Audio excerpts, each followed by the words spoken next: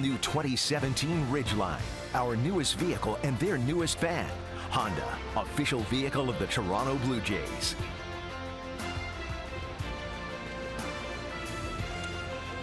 It promises to be a sold-out weekend here in Cleveland as the Blue Jays and Indians are both in first place, and you can see all of the Blue Jay fans coming through the gates, and they have filled it up here in Cleveland.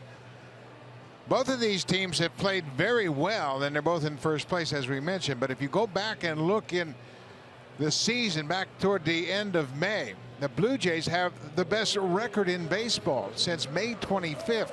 47 wins, ties them with the Cubs, but they have lost 2 fewer games, and there the Indians are at 45 and 30. These two teams are 2 of the best in baseball. Yeah, everybody keeps talking about the Cubs this year and the Nationals and the Rangers, but the Blue Jays have the best record in baseball since May the 25th. Right behind them, hot on their heels, Terry Francona's Cleveland Indians. This should be a great series for both of these teams.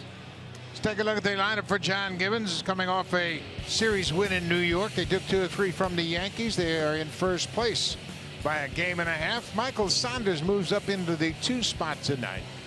He is 4 for 6 against the Indians. Started Trevor Bauer with a double and an RBI. And then down in the cleanup spot, we have talked about Russell Martin and how hot he's been.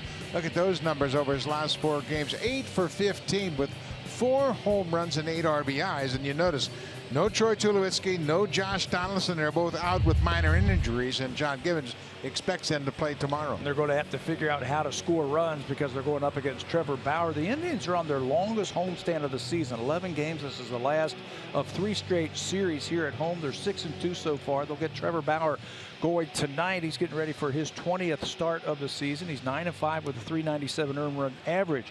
He was the winning pitcher in that epic 19-inning game on Canada Day. Remember that one? He pitched 5 scoreless innings after the Indians ran out of relievers and ended up winning that game. He's made 2 career starts versus the Blue Jays, and he has not fared too well against Toronto. His ERA in those 2 starts against the Blue Jays, over 17. They have had their way with Trevor Bauer. Tonight he will face a depleted lineup, if you will.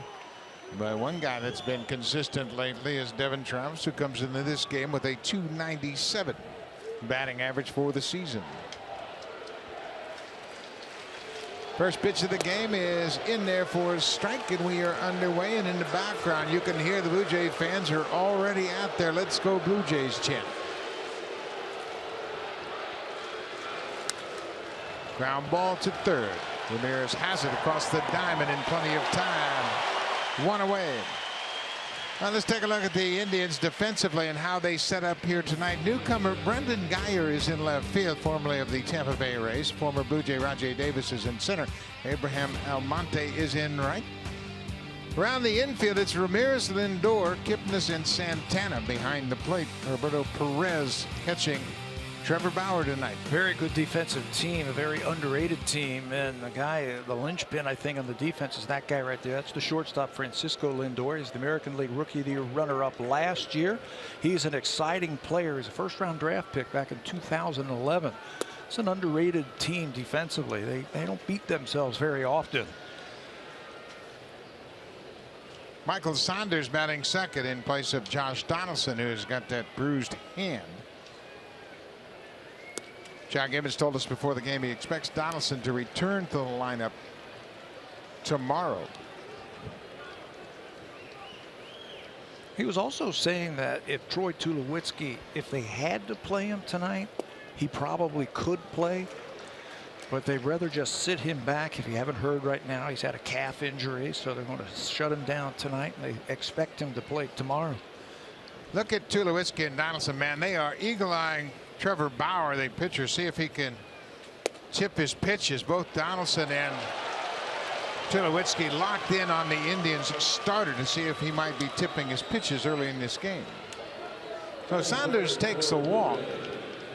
He's at first base now for Edwin Encarnacion, and I tell you what, good players can contribute whether or not they're in the game or not. Those two trying to pick something out, and you know they're not going to be sitting down all day. They're going to be walking around talking to their teammates, talking about what they see from Bauer. Edwin Encarnacion 34 home runs, 100 RBIs. First pitch is upstairs. Well, this is what the Blue Jays do offensively. They might not have the big numbers in terms of batting average, but they'll take their share of walks and they'll come up with their share of big hits. Encarnacion has reached the century figure one more time in RBIs.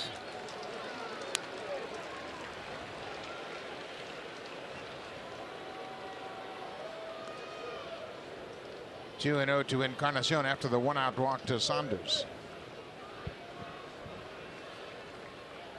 These two clubs split a 4-game series at Rogers Center. It started the 1st of July. There's a pop-up on the infield. First baseman Santana near the mound makes the catch, 2 away. 2 down here in the first inning. Let's take a look at the scouting report for tonight's starter for the Indians, Trevor Bauer. What he uses and how hard does he throw it. He'll use the fastball 52% of the time. Curveball, cutter, changeup. He's got a little bit of everything that he'll throw. The problem is that he doesn't always find the strike zone. You can see he walked Michael Saunders. That's the problem he has. He just doesn't have the great command that you need with the fastball. He's got the wide assortment of pitches. Can he throw them and be consistent in the strike zone with them? Here is Russell Martin, 8 for 15 over his last 4 games. Swinging a drive deep to left. Stay hot, Russell. A first pitch home run for Martin, number 13, and just like that, the Blue Jays have a quick 2-0 lead. Boy, doesn't that work out nice sometimes when we talk about him in the opening and how important his bat has been and how important he's going to be behind the plate in this series. It takes him 1 pitch to make a productive hitter in this series. 1 pitch, the first pitch fastball. The home runs are coming in bunches. We talked about it in the opening. Short swing, the ball's jumping off of his bat. He's hitting home runs to left field, right field, and he comes up with another hit. Big hit for the Blue Jays. 2-0 Blue Jays here in the first. Melvin Upton Jr. takes strike. One more time. Watch the reaction. He tells his mates on the bench, boys, I got that one. Get on my back. I'm going to carry you.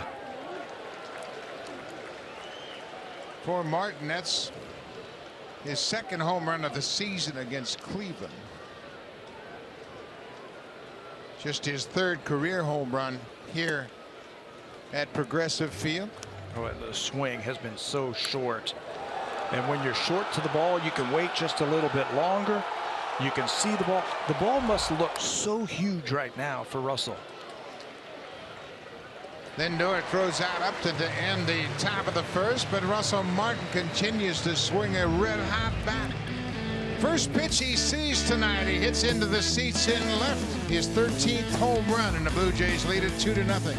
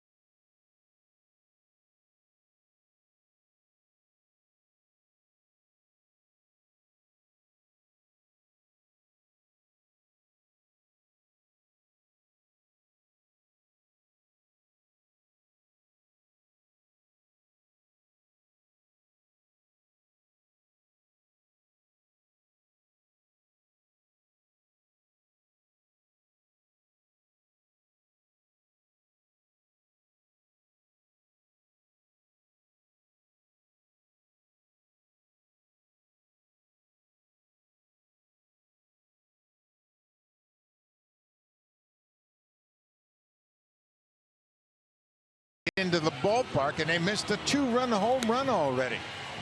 You know, if you're following the Blue Jays, you got to show up early because they strike quickly as they have tonight. Let's take a look at the lineup for Terry Francona. The Indians, like the Blue Jays, are in first place in their division, the AL Central. Down in the bottom of the order, Jose Ramirez, the third baseman, has had a good run against the Blue Jays so far this season, a .350 average with a double and a pair of RBIs, and right behind him, Brandon Guyer has hit well against left-handed pitching this season. .345 average with 5 home runs and 12 RBIs, and he'll face a left-hander tonight in Francisco Liriano. 23rd start of the season for Liriano, third with the Blue Jays. His first 2 starts for Toronto, they've been okay, a little inconsistent. He's pitched well enough to keep his ball club in the ball game. But we will talk about some of the adjustments that he has made since that last start. He hasn't faced the Indians in a while. They haven't seen him since 2012 when he was a member of the White Sox. September 25th, 2012 in Chicago. He matched up against Corey Kluber. Ground ball pulled in the hole. Pass Goins in to left. Rajay Davis with a leadoff single. Liriano got a ground ball, but it found a hole on the left side of the infield. Let's take a look at the Blue Jays and how they set up defensively tonight. It's Carrera, Upton, and Saunders from left to right in the outfield. No Tulowitzki, no Donaldson on the left side. Oh, Darwin Barney and Ryan Goins just back up from AAA Buffalo. Devin Travis and Smoke around the infield. Behind the plate, Russell Martin doing the catching for his former Pirate teammate Francisco Liriano. Blue Jays sent for Ryan Goins. They had him coming here just in case Tulowitzki couldn't answer the bell tonight. He can handle it defensively. He is a sharp defender at shortstop for the Jays. Rajay Davis at first. He's a threat to run. Davis with 33 steals. He's only been caught 4 times. This is Jason Kipnis, the second baseman. Indians love to run, and they love to run early in the count. They don't want to wait till that batter gets down to 2 strikes. They like to go early enough to give that guy a couple of chances to knock him in. Line drive, 1 hop. This should be 2. Travis to first. It is. A 6-4-3 double play. Ryan Goins has always played good defense. He's at home at shortstop, making his 14th start of the season, filling in for Tulowitzki. That's why we talked about him and we highlighted him on the defensive end. That was a nifty little play by the shortstop Goins. Plays it off to the side so he can get a little bit lower on that ball. He's got soft hands and starts a great double play. Troy Tulowitzki sporting a little bit of a calf injury, expected to be back, and you see the good turn by Travis at second. Kipnis is doubled up. That's one way to shut down the running game, isn't it? A, don't let them get on base, and if they do, have the next guy hit into a double play. This is the fine young shortstop Francisco Lindor. Ground ball, same spot as Davis sneaks through the left side of the infield. Second hit of the inning. Boy, that was a carbon copy of the Rajay Davis base hit. 3 straight balls to the left side of the infield. Blue Jays playing with a new left side tonight. Lindor, he's an exciting player. Boy, there are a bunch of good young shortstops around baseball, and Lindor is one of them. This is Mike Napoli. Napoli has hit a home run against Liriano, but it came way back in 2009 when Napoli was with the Angels and Liriano was with the Twins.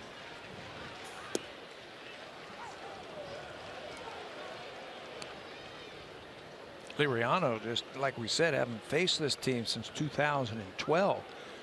He has lost each of his last 3 decisions to the Indians, dating back to 2011.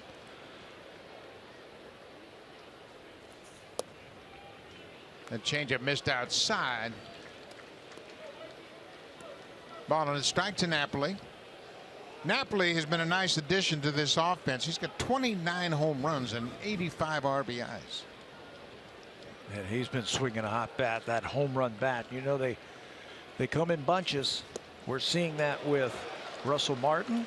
Mike Napoli's been doing the same thing. The Blue Jays have had success pitching to Napoli by jamming him, throwing that fastball inside so he can't extend through the baseball. 11 home runs since the All-Star break for Napoli.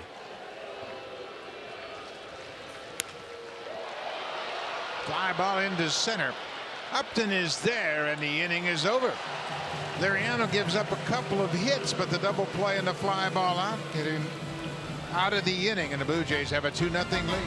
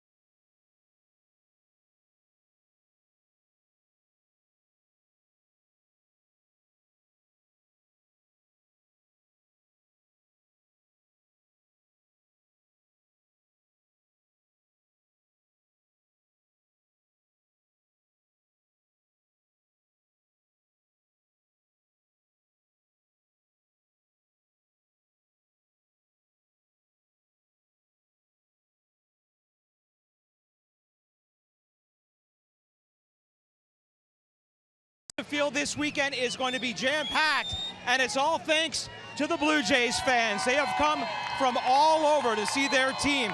And guys, we've talked so much about Seattle and how fans go to Seattle to see their team. I think Cleveland here is going to give Seattle a run for their money this weekend. What do you think, guys?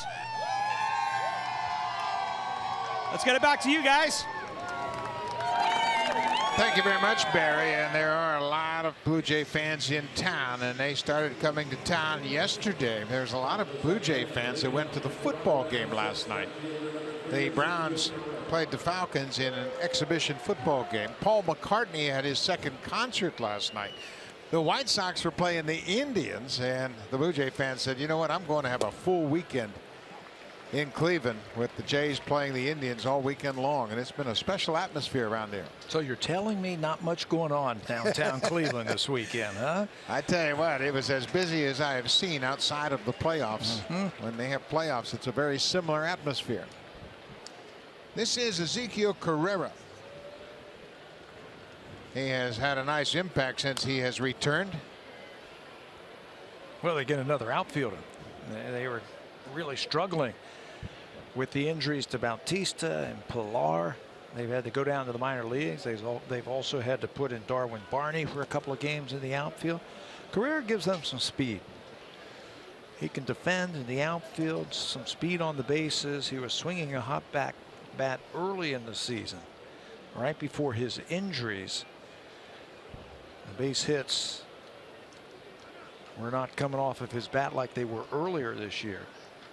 He had to play an awful lot, and I think that probably wore him down a little bit. Then he had to deal with that Achilles injury. He fouls it off the catcher's glove. He had the big hit in the game on Wednesday afternoon, and opposite field double to drive in the first run of a 3-run second inning against CC Sabathia. He also had a hit against the left-hander. He is tough on lefties, and he's a nice bat to have back in this lineup. These two offenses, the Blue Jays and the Indians, very similar. They've got the Blue Jays have a little bit more power. The Indians a little bit more speed. Carrera late on that swing, and he strikes out. Let's go back to that top half of the first inning with Russell Martin at the plate, and he swings at the first pitch and hits a home run. And then it goes down the runway. And there's a fortunate Blue Jay fan that was just getting her cold refreshments to sit down, and she ends up with a terrific souvenir before she even takes her seat here tonight.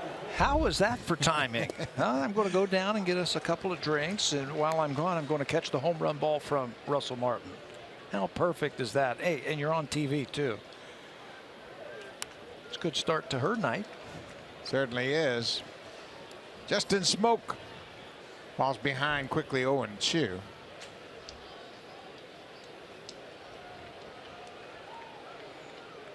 Been a tough stretch for Smoke of late. His average down to 220. And he's called out on strike 3. First 2 strikeouts of the game for Trevor Bauer here in the second. Well, Smokey can't believe that one. Thought this ball was up and maybe out. He turns that ball over, and it is called a strike. Yeah, he might be struggling a little bit, but he's got some power. If you make a mistake, he can drop one in those seats for a home run. 2 outs for Darwin Barney playing at third base. He goes after the first pitch, and this is going to be a quick inning for Trevor Bauer. 3 up, 3 down with a couple of strikeouts. Go to the bottom of the second. Thanks to Russell Martin, the Blue Jays have a 2-0 lead.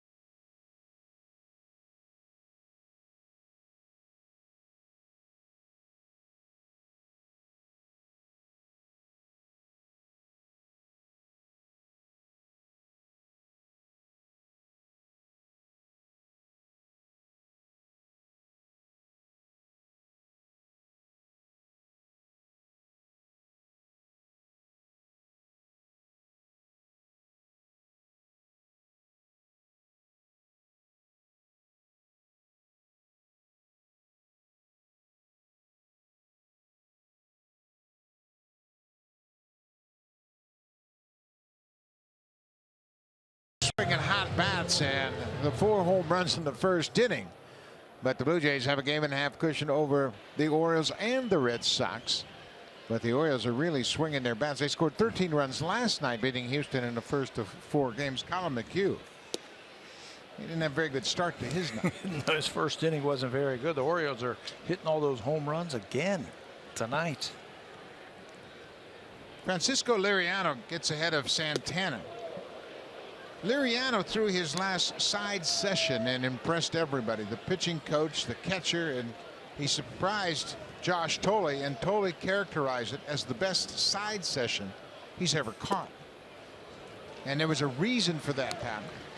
Well, whenever a player comes to a new team, I think there's going to be a period where there's some adjustments and getting to know each other, and there's some new ideas to be tossed around. And Blue Jays felt like Liriano was using that 2-seam fastball too much. He was trying to surprise right-handed hitters with that 2-seamer on the inside part of the plate, and it was leaking back out over the plate. What the Blue Jays are having him do is throw more 4-seam fastballs. Bouncing ball to short. Goins throws out Santana, 1 down. So when you throw the 4-seam fastball, when Liriano's 4-seamer, I think it really complements his slider and his changeup. He can use it to the inside part of the plate, the outside part of the plate, and he can use it high in the strike zone. Everything was down. Everything was down his first 2 starts when he was here. Sinker, slider, everything was down. Changeup was down. Using that 4-seamer, incorporating that's just going to give the hitter something else to think about. There it is right there, that you can use it up and then everything else will go down. Yeah, and it's really essential that he gets ahead. Then his stuff really is enhanced. This is Ramirez, the third baseman. There's that slider. It's hit into the seats foul. But Liriano's 2-seam fastball moves so much, he's always had trouble throwing it for strikes.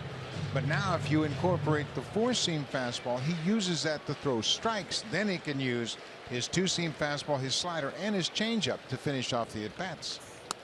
See, he tried to elevate that fastball, and it's foreign to him. It's not something he's done a lot, so he missed with that first one. Russell gave him the high target, and he just overthrew that ball. But you start using that 4-seam fastball inside to right-handers, and they'll give up on it, or inside to left-handers, and then all the other stuff that moves, then it complements that four-seam fastball so much better. But you're right, it's interesting when you get to a new team and you just hear different ideas. Yes. How it might really free you up and allow you to have more success. Wicked changeup down and away. 2 quick outs. Let's check in with Jamie Campbell.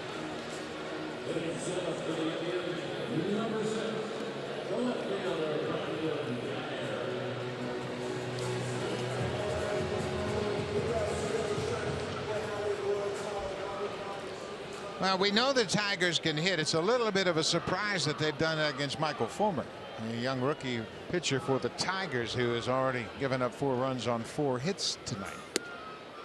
He might be running out of gas, and they're talking about maybe skipping him and shutting him down. A little bit what the Blue Jays have talked about with Aaron Sanchez. You know, one last thought on Liriano. When you throw strikes like that and you can use that four-seamer, I think your confidence goes way up. There's nothing wrong with his stuff. His stuff is some of the best on the team. He has a very short arm action, and what that does is it allows him to hide the ball for a long time, and the ball really explodes on the hitters.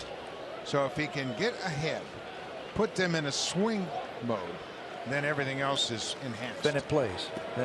But the key for him is get ahead early, strike one, and then you can expand with what you throw.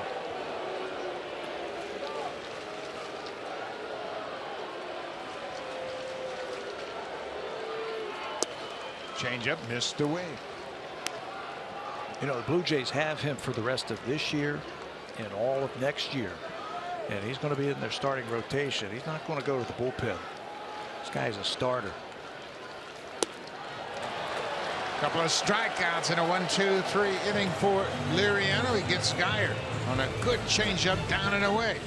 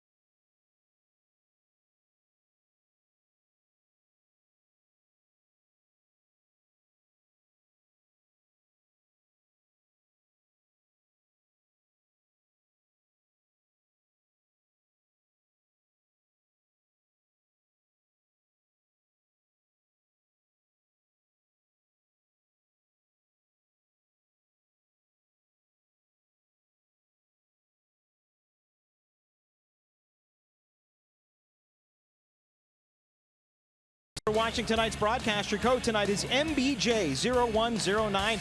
You have till 11:59 tonight to enter the code, and we will have another one for you tomorrow. And a lot of those My Blue Jay members here at the ballpark tonight.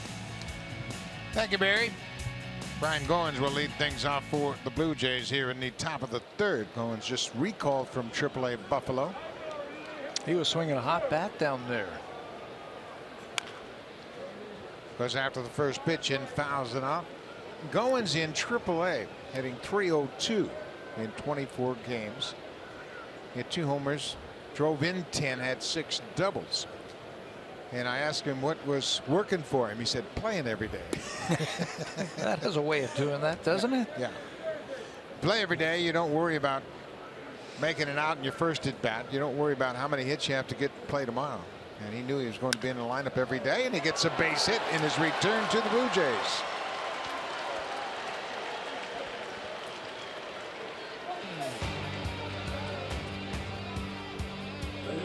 Get a hit of color during Canada's Color Expert Sale. Only at Home Hardware and Building Center locations. Homeowners helping homeowners with expert advice.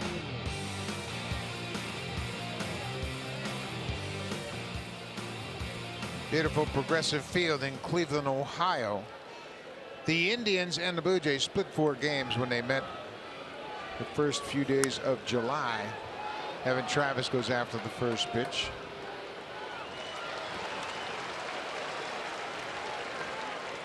Abraham Almonte made the catch, and Travis is 0 for 2 so far.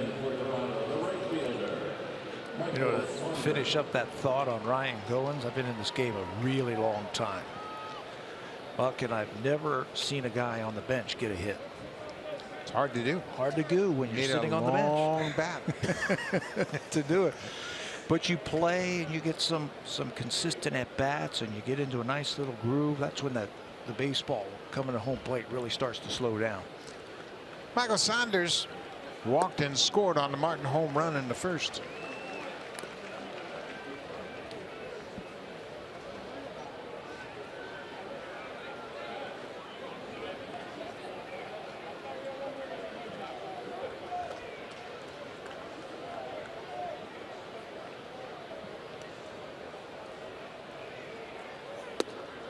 Inside off the plate.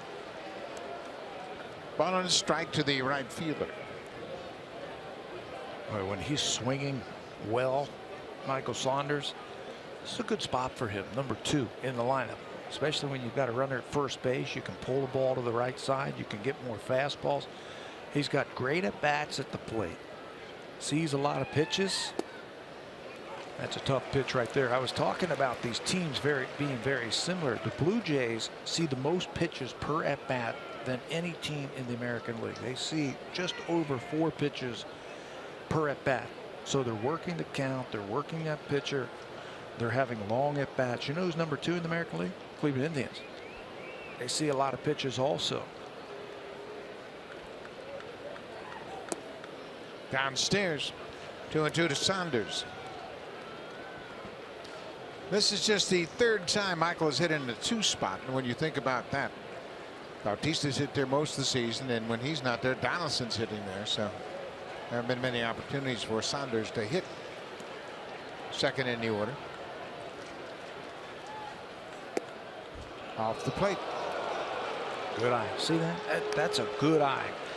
He understands the strike zone, and very rarely does he go out of the strike zone and swing at bad pitches.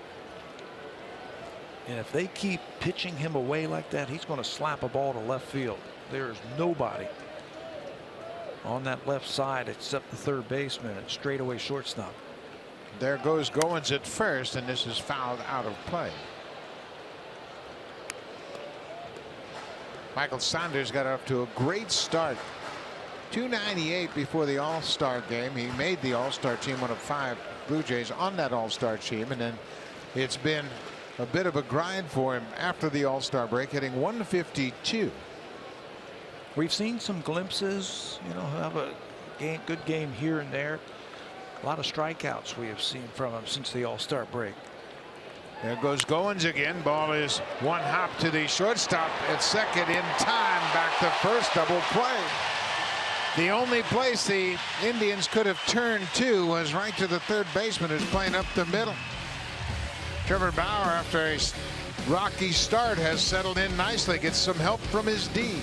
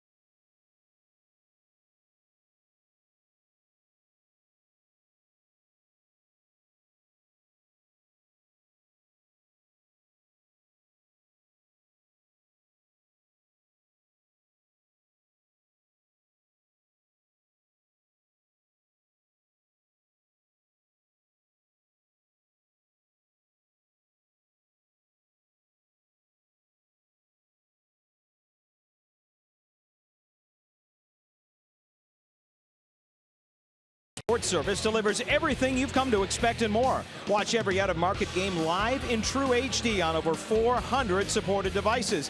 Includes a free subscription to @Bat Premium, the #1 app for live baseball. Blackout and other restrictions apply. Visit MLB.tv for details. Let's get you back now to Buck and Pat. Thank you, Barry.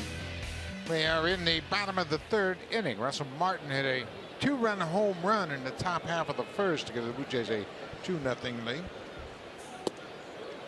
Francisco Liriano throws the first pitch to Abraham Almonte.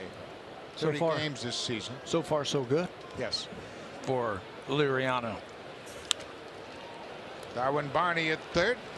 Across the diamond in plenty of time. And Liriano's getting the ball on the ground. The 2 base hits he surrendered in the first inning were both ground balls through the hole at short. That is a good sign. You get up there, you get ahead of those hitters, and then you start letting that ball dance. You're going to get a lot of ground balls.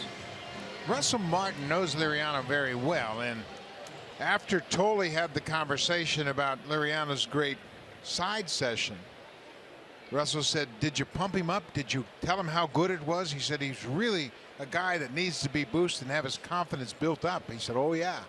He said, "I raved about his bullpen session." This is a fly ball into right. Saunders is there. Roberto Perez, the catcher, flies out on 1 pitch. Well, I hope Josh went up to him before the ball game today and said, "Remember that side session you had a couple of days ago? Go out there and do it again tonight." And it can be that simple. If you carry the same demeanor from the bullpen into the mound and don't really enhance your effort at all, don't try to do more, then you can have the same success. Pretty interesting, and I think coaches were excited about Liriano. The players are excited about Liriano, and you know, this start I think is really one that can go a long way to how he's going to finish up the rest of the season. Josh was saying the best side session that he has caught all season. Yeah. No, all his career. Not his whole season. career. Yeah. No, his whole career. And he caught Johan Santana.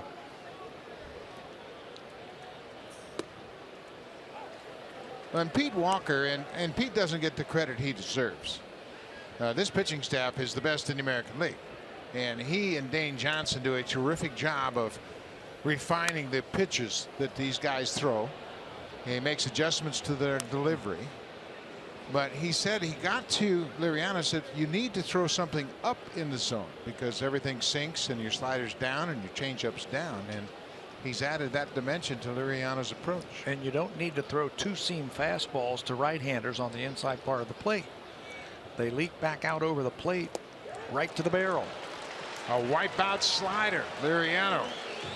Another 3-up, 3-down inning.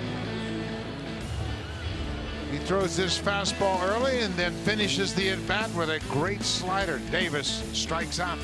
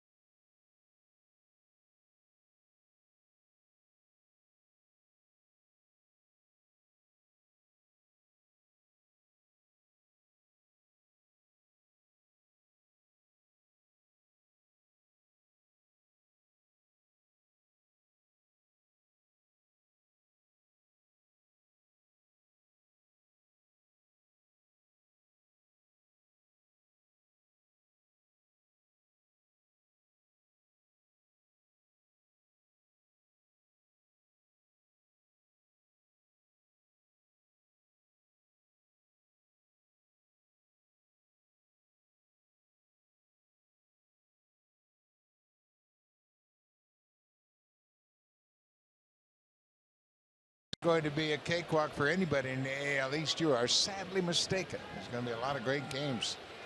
Edwin Encarnacion popped out to the first baseman his first time up, and he almost walked into that fastball. Up and in, he was thinking out over the plate, and Bauer threw one up and in on him. Got to do that. I think you have to pitch inside sluggers. You got to at least show them that you're not afraid to go in with the fastball, and then you can get them out away. Edwin hit his 34th home run in the 8th inning on Tuesday night at Yankee Stadium. He was trying to hit his 35th on that swing. Trying to hit that one in the lake right there after that high fastball. He recognized that curveball early, didn't he? There's a pandemonium of parrots here in Cleveland, and there's one of them.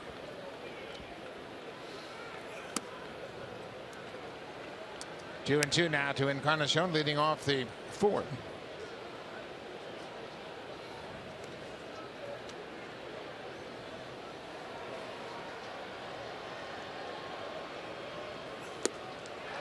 Fastball inside. There you're talking about it.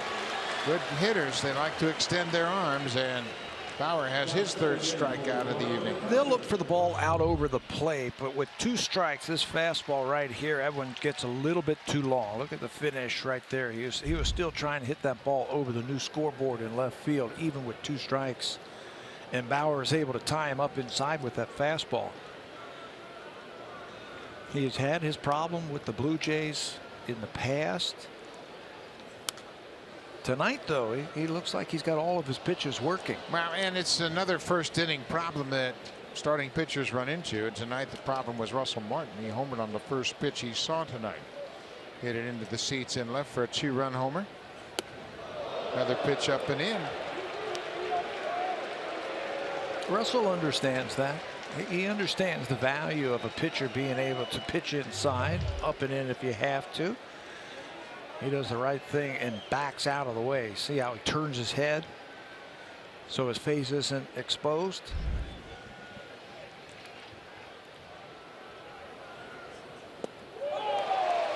And Bauer's gotten the desired results from those pitches up and in. After each pitch, the hitters have had mighty cuts. Right. And as a hitter, what you want to do is tone it down just a little bit. You don't want to go up there and start over swinging. You see the head of Russell pull out of there just a little bit. He's in a nice groove. Don't change anything right now with the way that you are swinging.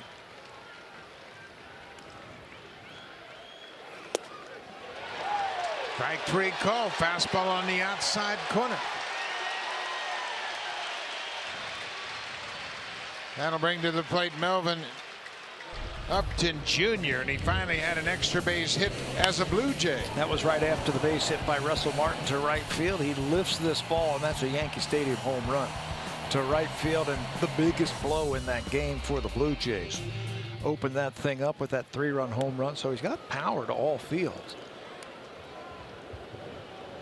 That was his first extra base hit as a Blue Jay. He had 16 home runs playing for the Padres earlier. Fouls this one off. Ball on the strike to Upton. Grounded out to shortstop his first time up.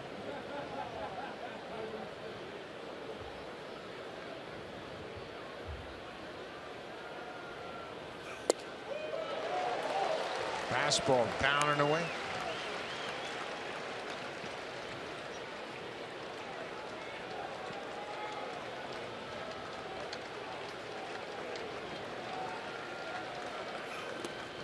Curveball, he bounced into dirt.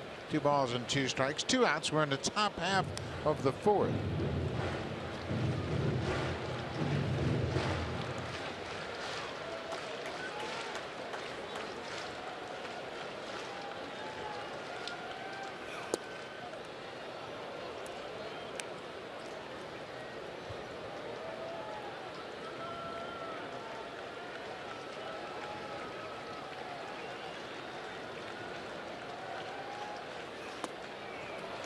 Two-out walk to Upton. Well, with his speed, that could be like a 2-out double right there. You got to figure that he is going to try and steal early in the count right here. Terry Francona might want to pitch out or throw over a couple of times. Even if he does get thrown out, you got Carrera leading off next inning, so you got to take a chance. It's worth the gamble. Upton has 23 steals. He's been caught 7 times. He looks like he's going to run. Not running here. Carrera chases the first pitch. That might get him a few more fastballs right there, Carrera. So what he needs to do is think about doubles. You are looking for an extra base hit right here to try and score that run from first base.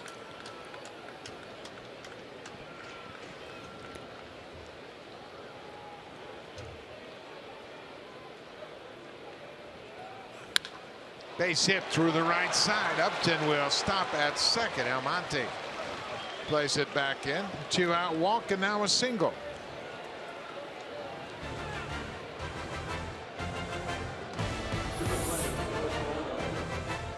We've been there from the start. Honda, official vehicle of the Toronto Blue Jays, proud fan since 1977.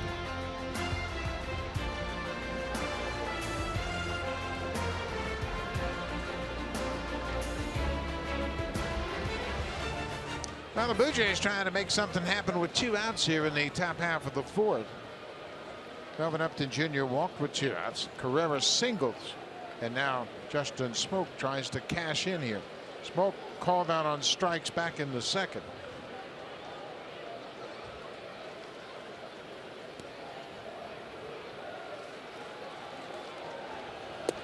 Slow breaking ball for strike 1. That's just a show me pitch. Teams will do that to him, throw that get me over curveball early in the count and then go hard stuff up or hard stuff up and away against Smokey. Justin's got to cut that swing down and find a hole right here.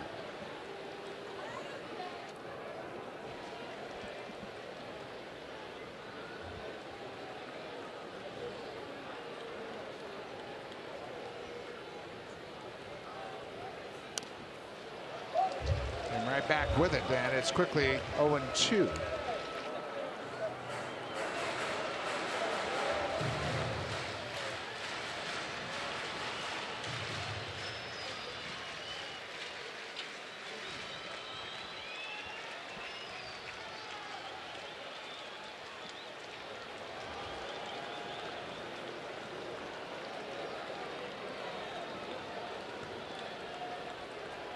Here's that high fastball. Oh, they decoyed him. Perez with the high target and he's through a breaking ball. He's done that a couple of times tonight. Perez behind the plate. He's acted like it was going to be a fastball and they've thrown a breaking ball. He's tapped the ground thinking that it's going to be a breaking ball, and then they go fastball up and in. Especially with a guy out at second base, just so he's not giving location or giving pitches.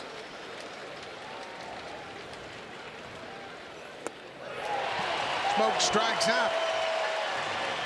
Bauer strikes out the side in the 4th. The Blue Jays will strand a pair of base runners. We'll go to the bottom of the 4th, 2-0 for Liriano.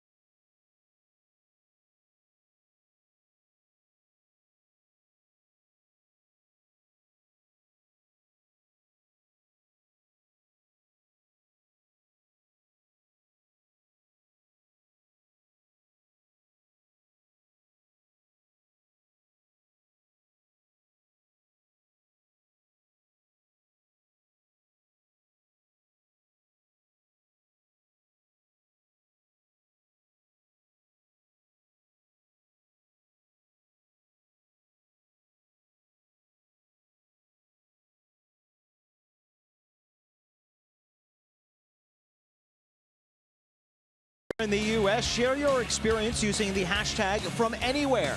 With Roam Like Home starting at $5 a day, you can roam here in the U.S. on a Share Everything plan, and you can use your phone just like you do at home in over 100 destinations around the world. Go to Rogers.com/RoamLikeHome for details, and a lot of these folks here taking advantage of the Roam Like Home here this weekend.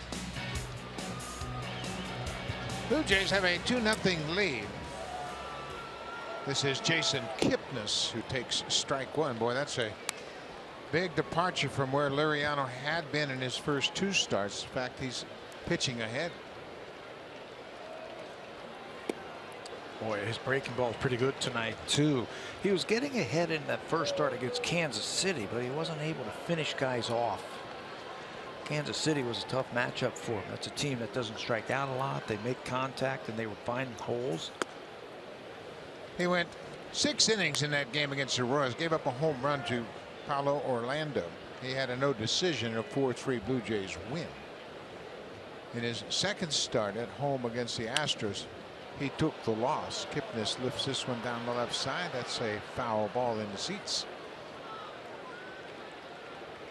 But Liriano, what a career he has had. He came up with the Minnesota Twins. He originally signed with the Giants as an amateur free agent in 2009. He went from San Francisco to Minnesota in one of the more lopsided trades. Boof Bonser and Joe Nathan went along with Liriano for A.J. Pierzynski. Wipeout slider, and he's got it working tonight. Kipnis a strikeout victim. That's 4 strikeouts for Liriano. The Indians on this homestand, told you it's the longest homestand that they have had all season long. They have had an on-base percentage of .397 of their leadoff hitter of each inning. So 40% of the time they've been getting on base. Tonight they got the leadoff single in the first inning, but nothing more against Liriano. You can see that slider on that replay. It's got a lot of break to it. Liriano lost that first fastball to Francisco Lindor. Lindor had a ground ball base hit through the left side of the infield his first time up.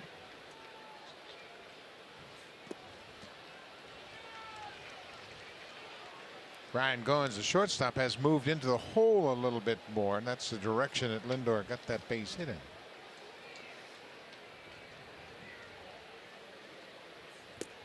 Changeup way out in front. 2-0 changeup. Sitting on something hard. Drops that on him. Indians have been averaging 5 runs a game. Second best in the American League. So what he is doing tonight shows he's been shutting down some pretty good teams.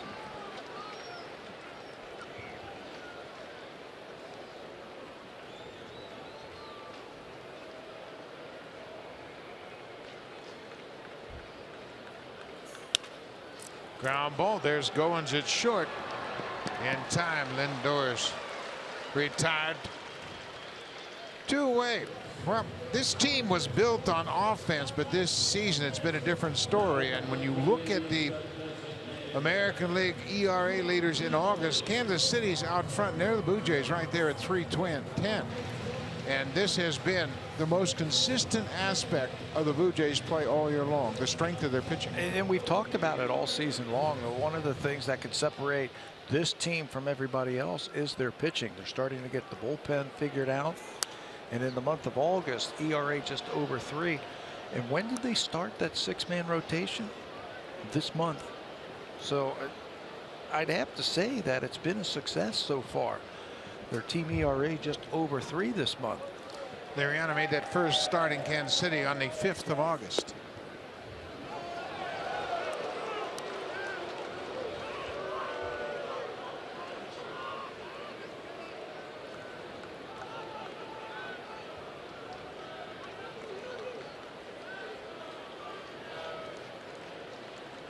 Oh, 0-2. Fastball, and he beat him with that fastball upstairs, and Napoli was able to fight it out. Boy, that is a different approach that we have ever seen from Liriano, elevating that fastball, but boy, it looks effective. 4-seamer, pound it in there on a big power hitter.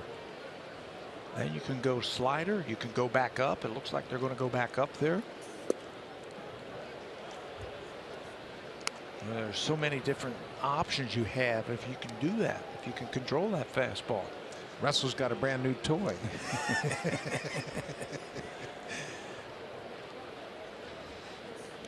Changeup in the dirt. He buried that. 2-2 now to Napoli. 2 outs in the 4th.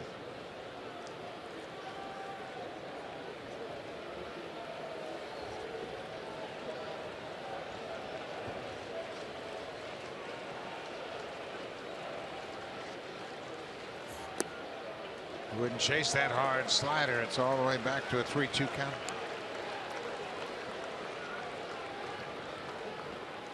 First baseman Carlos Santana is on deck. Should Napoli keep the inning alive.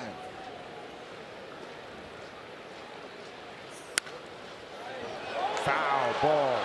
Barney dove for it. He was hugging the line to begin with. Dana DeMuth, the crew chief of this umpire, standing on the third base foul line, waved it foul. You're right. Darwin, the third baseman tonight, pulled a step or two to his right, so he had to dive for that ball and dove right past the line. There's the hook on that ball. It's clearly foul by Napoli. Look how far Darwin, though, can get because he is pulled around.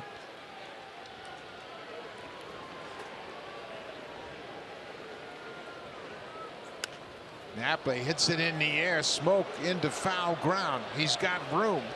He's there, and Liriano is out of the 4th. We'll go to the 5th. The Blue Jays have a 2-0 lead in Cleveland. Now time for a Blue Jays Central update. Here's Jamie Campbell and Kevin Barker in the Samsung broadcast studio.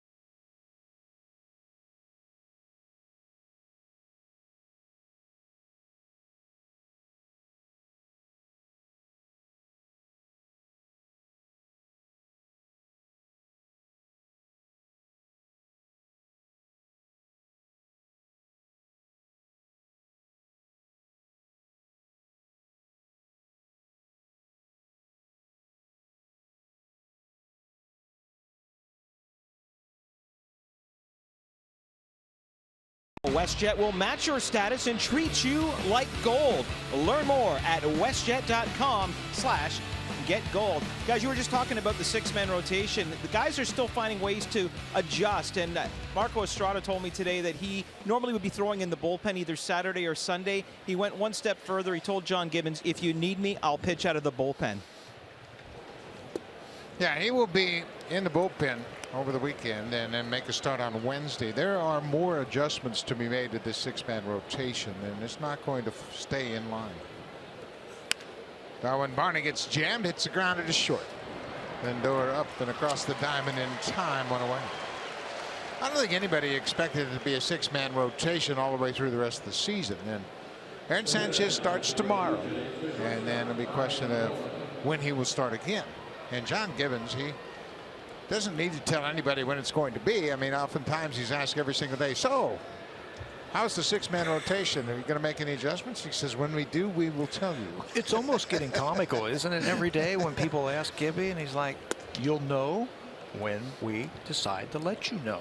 The one thing I learned as a manager was don't make any announcements until you have to. Don't give anybody any projections because you don't know what tomorrow's going to bring. Ryan Goins hits this one right on the button, but right to Rajai Davis. Goins single in his first at bat. 2 good at bats against Trevor Bauer, who seems to be zeroing in on that strike zone also. Yeah, we get Sanchez tomorrow, Stroman on Sunday, off day. Dickey on Tuesday, Dickey. Estrada on Wednesday, and then Happ on Thursday. And Happ's going to pitch again a little bit extended time. But you and I both saw Jay Happ in his exercise program this afternoon. Impressive. I mean, he was pulling around the sled. I believe it had 250 pounds on it. Pulling it to drive his legs and work his lower half. He's bigger than I thought. Seeing him today working out downstairs. Big man, you can see why he is doing so well. All those pitchers, they were all in that weight room just getting after it this afternoon. No batting practice on the field today for both teams.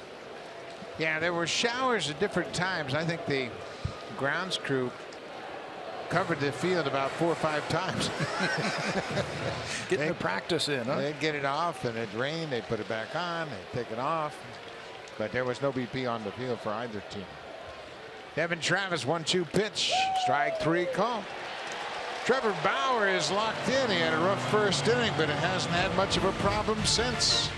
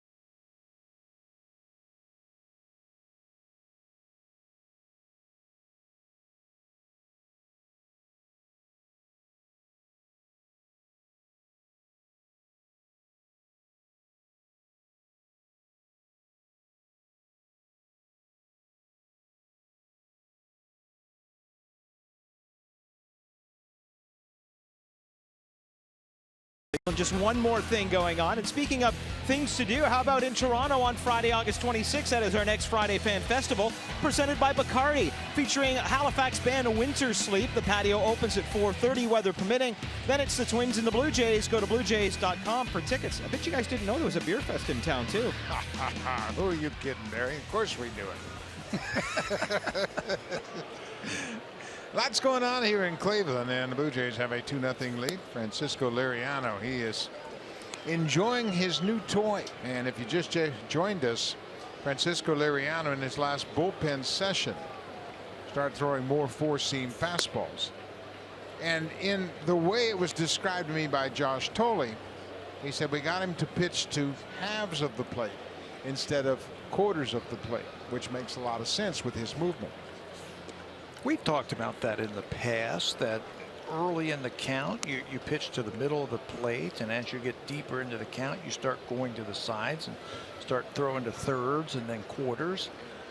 Boy, it's awfully tough to start by trying to get ahead by throwing a ball in the outside corner. That's very difficult. He's in tough against this Santana. Santana sees a lot of pitches at the plate, and if you make a mistake, he's got tremendous power. 26 home runs. Had a good cut at that 3-1 pitch, but he was late and found it into the upper deck. And he's got a great eye at the plate. Switch hitter. A lot of balance in this Indians offense. John Gibbons was talking about that when you look at the lineup, how they have righties, lefties, switch hitters up and down the order, and it really presents a problem to the opposing managers. Inside. Pretty good pitch. There's a leadoff batter that reaches.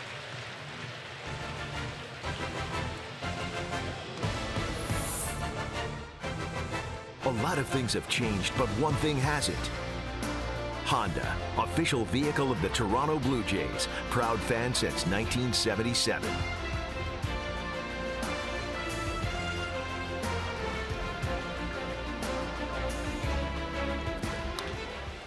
Ground ball. Goins at second. Goes to second for the force. Travis throws it into the dugout. Travis would have been better off just to put it in his pocket. You already got one terrific play on this batted ball. You can't expect to turn that into two.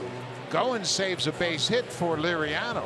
Got the force out, but then Devin Travis made an ill-advised throw to first to try to get the double play. Yeah, Ramirez just runs too well, even though there was a great play by Ryan Goins at shortstop. Watch this play.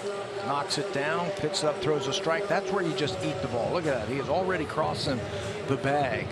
And unfortunately for the Blue Jays, it's a wild throw. Smoke can't corral it.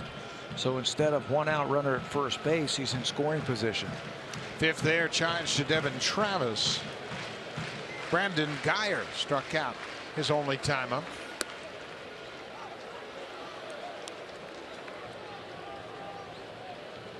Those are the things that Devin Travis, I think, is going to learn about as his major league career expands and gets deeper into it. Know when you can try to make the super play and know when not to. Guyer once again getting hit by a pitch, and he leads the world in hit by pitches. He's got a very interesting approach at the plate. He stands close to the plate and he steps toward it as the pitch is on his way. And he says, you know, it takes a lot of courage to sit there and know you're going to get drilled in the foot and the knee and the leg. But he says, I got to take it for the team. Watch him on top of the plate, steps towards the plate, and then never moves. That one looks like it bounced before it hit him. But it will go as another hit by a pitch. You're right. This guy's led the league for years and getting hit by the pitch. Just doesn't move. I tell you what, that one hurt. Hit right on the ankle bone. This is Abraham Almonte, grounded out to third.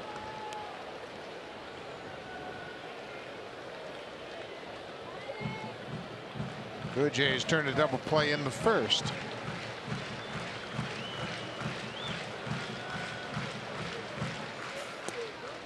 Good pitch. The Indians, we were talking about it in the opening, will run anytime when they're on the bases. And they're not afraid to try and steal third base. Terry Francona's team is very aggressive. He uses that as part of their offense. And they like to go early. Off speed pitch, Almonte way out front.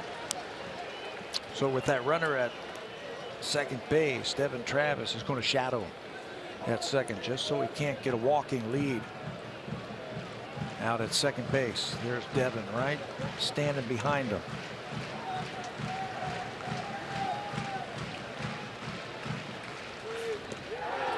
Almonte strikes out. Big strikeout for Liriano, his fifth of the game. That's the good slider right there to finish him off. Pulls it down, and Almonte a little bit too excited right there to drive in the run. Over swings.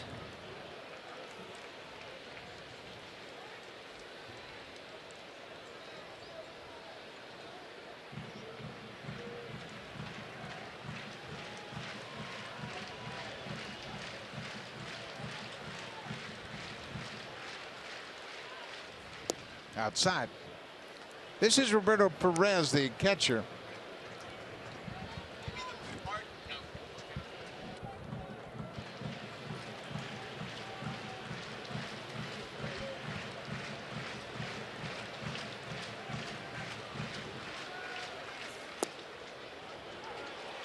Well, you can see the confidence in Liriano's delivery.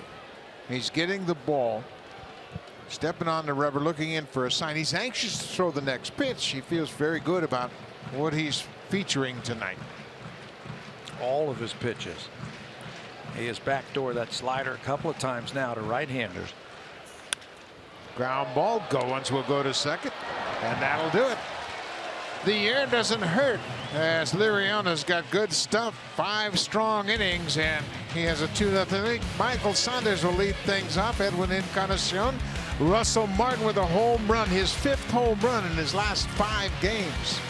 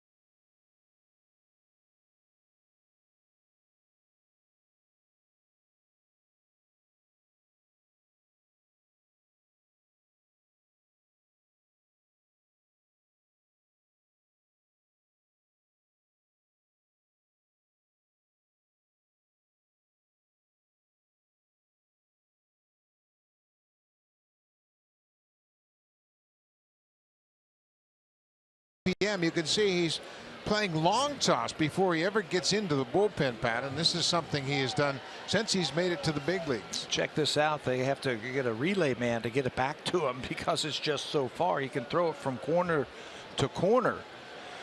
It's a unique way that he loosens up. He'll loosen up with the bands and some of the other gadgets that he uses to strengthen that shoulder, to loosen it up. But then you're right, he long tosses as far as anybody that I have ever seen in my life, from foul line to foul line.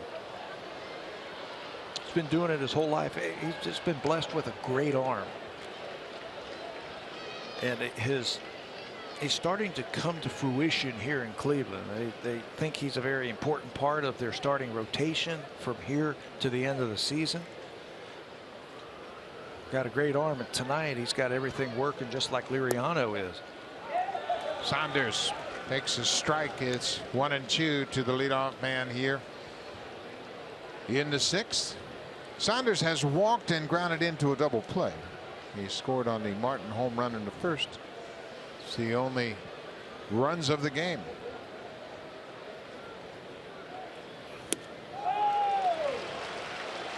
Another strikeout for Bauer. That's 7. Let's check in with Jamie Campbell.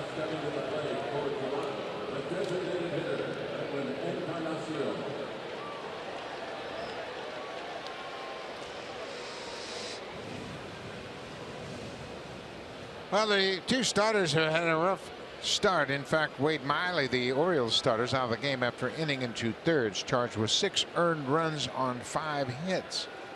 He struck out 5 in inning 2/3, but other than that, there was a lot of damage done. Now Ubaldo Jimenez is into the game. Edwin Encarnacion, he struck out his last time up.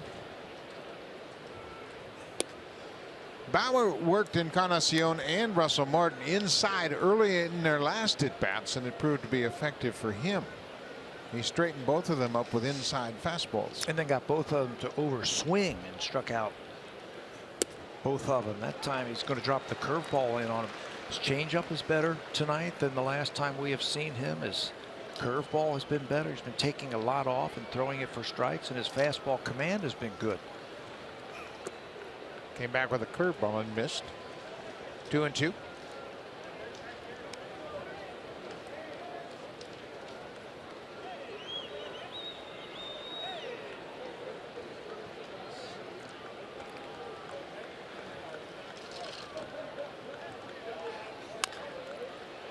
Bouncing ball to third. Ramirez has it, takes his time, throws wide of the mark. Santana comes off the bag and puts the tag on Encarnacion. 5-3 on the put out. 2 quick outs here in the 6th. Well, I'd love to see Russell Martin coming up with runners on base the way that he has been swinging the bat. Up to 50 RBIs now. 13 home runs and 50 RBIs for the Blue Jays catcher.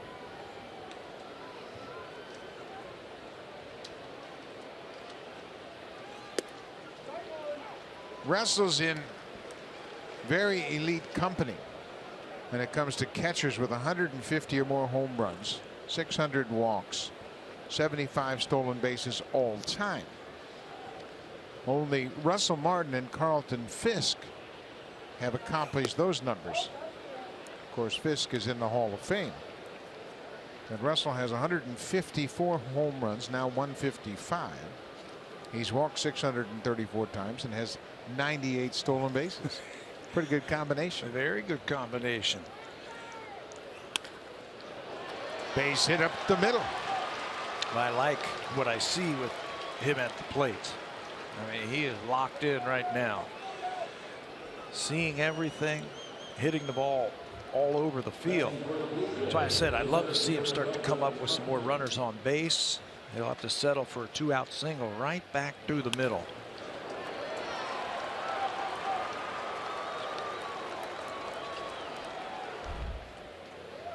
Nothing like a base hit up the middle. Russell Martin 2 for 3 already. Melvin Upton Jr. walked his last time up. He is 0 for 1 with that walk. This was the combination the Blue Jays used to blow open that game in New York. Russell Martin with a single to right field that drove in a run, and then Melvin followed that up with a 3-run homer. It was on Wednesday afternoon, the final game of the 3-game series.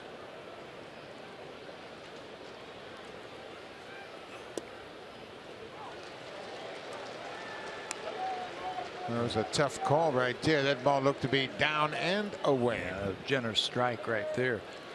Well, what did you say? Russell's got 98 career stolen bases. Don't think he'd be running here.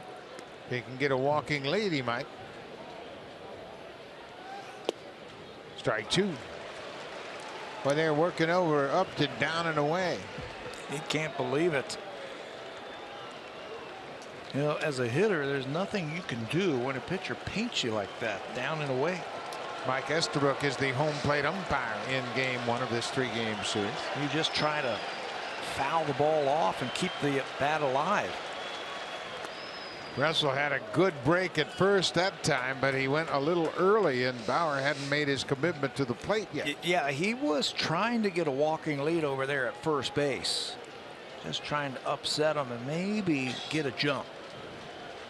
Managers will tell him, hey, if you get a jump, go ahead and go.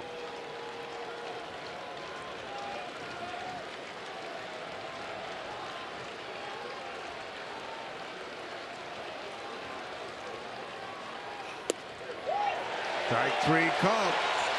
Upton shaking his head. The Blue Jays don't have any depth on their bench. He's got to stay in the game. Yeah, just walk away. Just walk away. Just walk away. So Upton called out on strikes. We go to the bottom of the 6th. The Blue Jays have a 2-0 lead.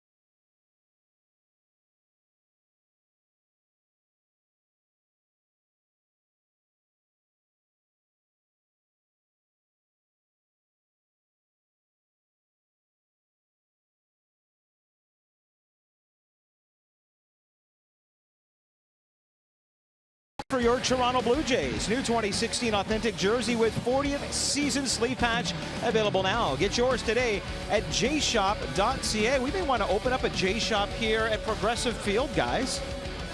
It looks like they brought everything with them, that's for sure. A lot of Blue Jay fans on hand. They're all decked out in various Blue Jays jerseys from all the different eras. Rajai Davis, the leadoff man. He singled his first time up, goes after the first pitch and lifts a high fly ball into center.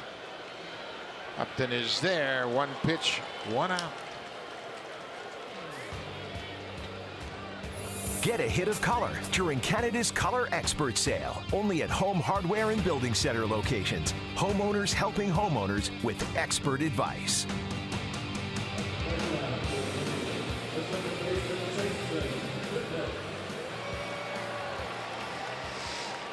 Francisco Liriano off to a great start in this ball game. No runs on 2 hits. Both the hits came in the first inning.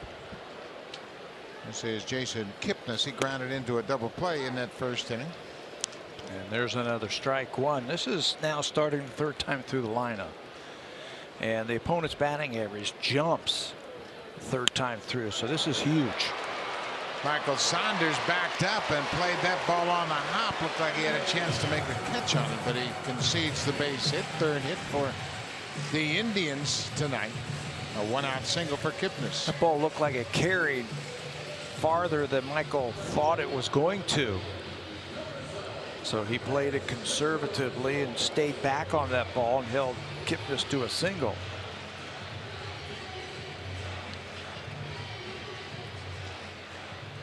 So Liriano will work out of the stretch. He hasn't thrown out of the stretch much tonight. He throws a first pitch, gets away from Martin. Here's the throw to second, and Travis missed it. Kipnis headed for second when the ball got away, and it was a perfect throw to second. And Travis looked like it hit him on the wrist. And he looks like he's in pain from that ball. It carried all the way to second base, and he just whiffed on it. It was a fake bunt by Lindor, and the ball handcuffed Russell Martin. Kipnis takes off, but he's going to be out if he can catch the ball. But it hits him on the wrist, and he's going to end up at third base. One more time to fake bunt. Russell has been throwing much better, throws a strike, and it's just missed by Travis. It is a pass ball on Martin to allow Kipnis to break for a second. He can't assume he was going to be out, so the pass ball is charged to the catcher. That's his 8th pass ball, and then Devin Travis picks up another error, his 2nd of the night. This is a strike. It's got carry, and that one hit him right on the wrist. Didn't look that one into his glove. Kipnis is going to move up.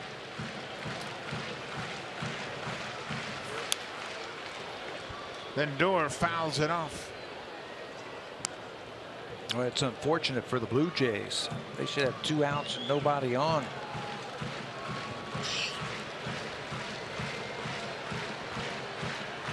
Devin Travis now with 6 errors.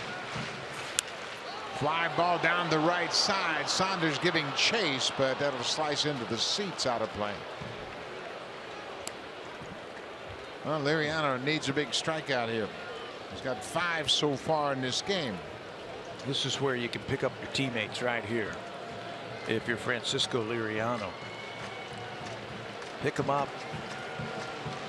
Pick up a strikeout against a tough hitter. Lindor puts the bat on the ball and stays alive. The error Travis committed in the 5th was a throwing error as he forced a throw on a possible double play attempt. He didn't have a chance to turn 2, but that did not cost the Blue Jays. A few runners were stranded in the 5th.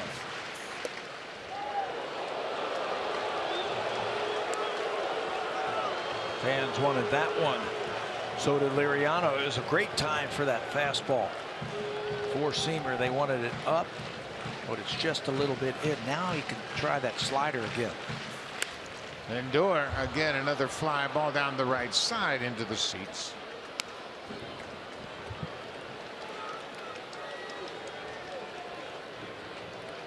Lindor came into this game batting .311. He's a switch hitter. It doesn't make much difference which side he's hitting from. .320 as a righty, .307 as a lefty.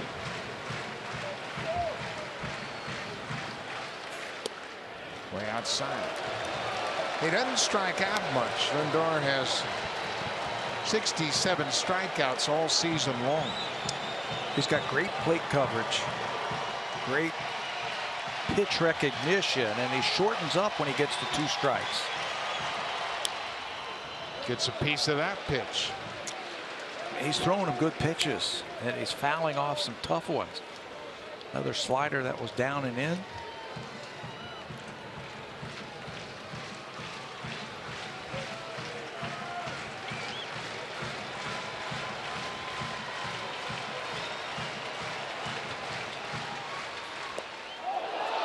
What a pitch. Liriano strikes out Lindor. The bat goes into the Indians dugout.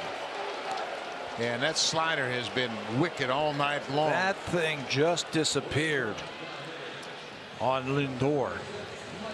Slider with some tight spin on it. It looks like a fastball coming in there. You start your swing and it just disappears. Gets on top of that one just a little bit better. That's another byproduct of throwing good 4-seamers. You get on top of the ball. Everybody appears to be okay in that Indians dugout. 2 outs, Mike Napoli. Dangerous hitter. 29 homers.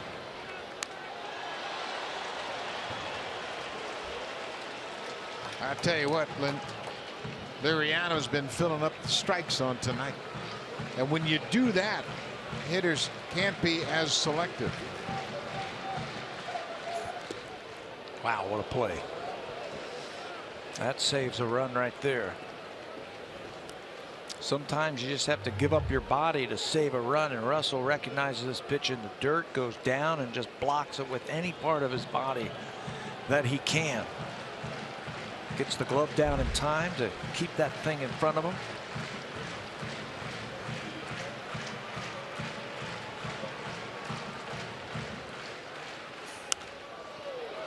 Popped up back behind home plate. Martin back at the screen. It's on the screen, out of play.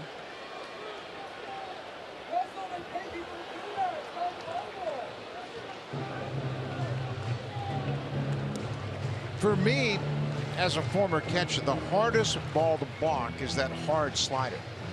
Remember, Juan Guzman used to beat up Pat Borders all the time, and of course Russell has caught Liriano a couple of years in Pittsburgh, so he understands when you call that hard slider in a strikeout count, chances are he's going to bounce it in the dirt. And you have to block it any way you can. Here's the 1-2. Napoli's showing good patience. In his first 2 at-bats, he took some close pitches. That's where they've had the most success against Mike Napoli, is pounding that ball in on him. Slider ripped to left field for a base hit. Kipnis is in to score. And Napoli cashes in his 86th RBI, has made it a 2-1 ball game. You know, this is a tough team, the Indians, especially here at home. That ball, they wanted that ball down and in, and it stays out over the plate. They have been tough because they've been getting 2-strike hits. This is their 43rd 2-strike hit on this homestand, and it comes at a time where it's going to drive in a run. So the Indians cash in on the error and cut the lead in half. Pretty good at bat by Mike Napoli. Excellent at bat by Napoli, and he's been a clutch hitter for them all season long.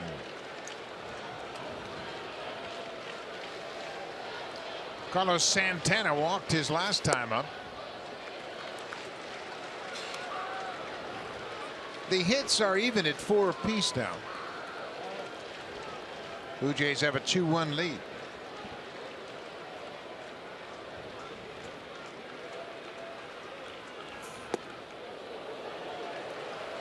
Blue Jays bullpen is working. Joe Biagini first up for the Jays tonight. That's what makes it so tough to get through this lineup that the Indians have. They've got their share of switch hitters. Just can't find the matchups that you need. Santana takes ball 3. It's 3-0. And be careful. They might give him the green light right here.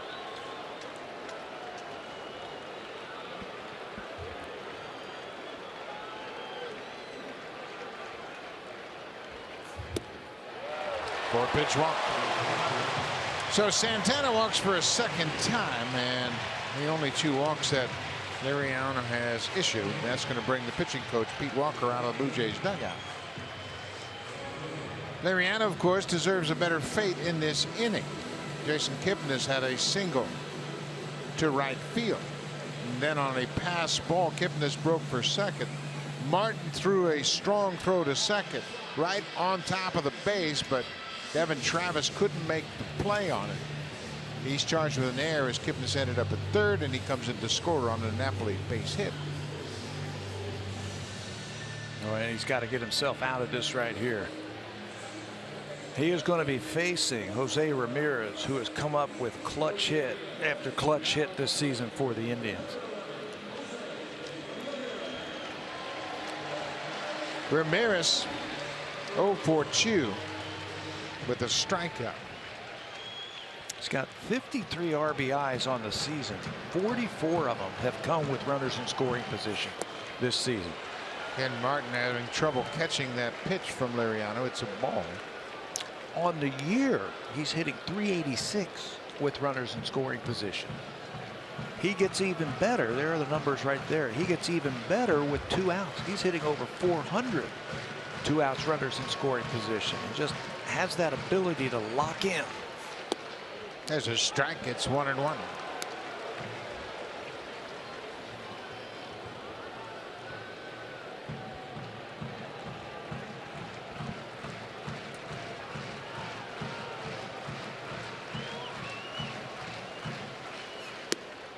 Lays off that pitch up and away.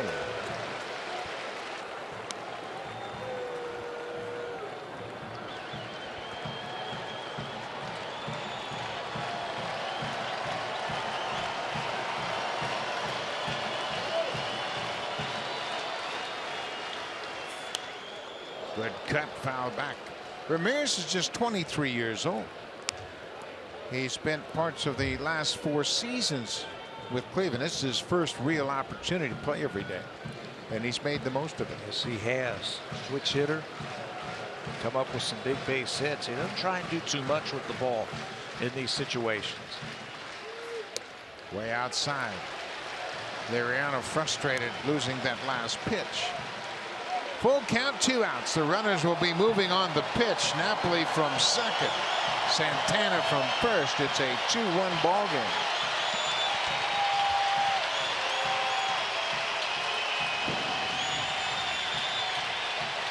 There go the runners. Cut on and missed. Another big strikeout for Liriano. The Indians score a run on 2 hits, but they strand 2. Liriano 6 strong innings. He strikes out Ramirez and keeps it a 2-1 Blue Jays lead.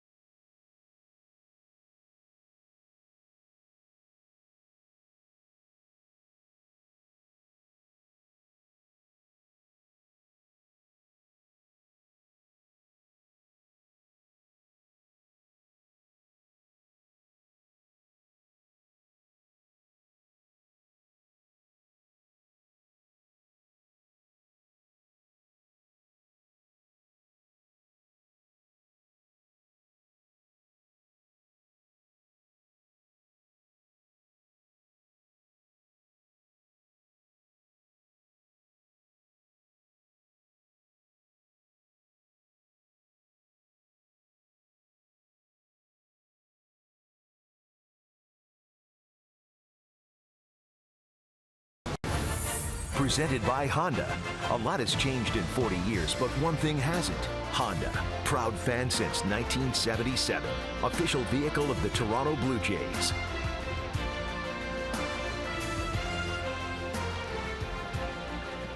Beautiful evening in Cleveland. It was 80 degrees at the start of play tonight. Ezequiel Carrera goes after the first pitch and fouls it out of play. Trevor Bauer has settled down very effectively after giving up a 2-run home run in first. Yeah, Blue Jays haven't been able to sniff anything. They got one runner to second base. Carrera tries to bunt and bunts it foul. Not a bad idea right there. Get something started. Blue Jays have had the leadoff batter on base just one time tonight.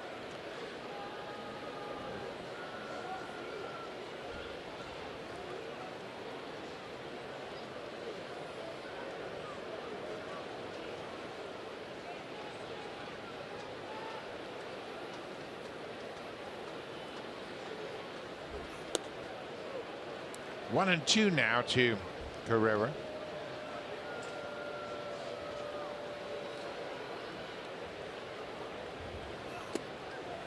Inside, and Carrera knew it. Tried to deflect that fastball but couldn't make contact. That's 8 strikeouts for Bauer. He's been making some good pitches with 2 strikes. Watch Carrera just try and foul that ball off, but it gets onto him. He's got all of his pitches working tonight, and when he gets to 2 strikes, he slips that fastball that time by Carrera. He has struck out 2 times.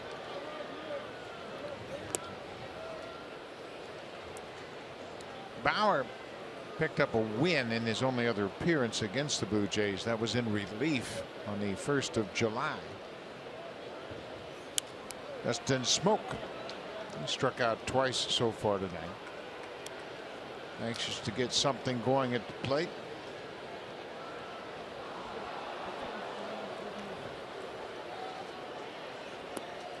Slow curveball misses. 2-1 now to Smoke. Liriano and Martin, boy, they did a great job tonight. It's a 2-1 lead. Liriano gave up a run. It's an unearned run, and Liriano has only thrown 94 pitches, but his night might be over. Yeah, you're starting to head into Benoit Grilly Osuna territory.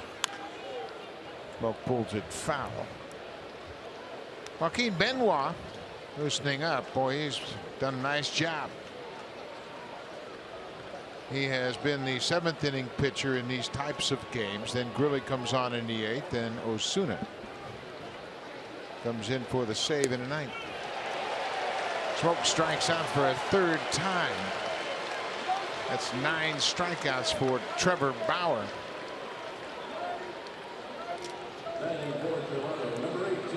His career high this season is 10. He's done that twice. Had 10 strikeouts against Tampa Bay on the 22nd. His career high in strikeouts is 11. Last year at Houston, he had 11 strikeouts. Cutter's been thrown in for a strike. His changeup, he's thrown for a strike. The 4-seam fastball, and he's dropped that curveball in there. Darwin Barney bends back from an inside pitch. Barney's grounded out twice, once to the pitcher, once to the shortstop. In case you're just joining us, no Donaldson, no Tulowitzki. They're both battling minor injuries.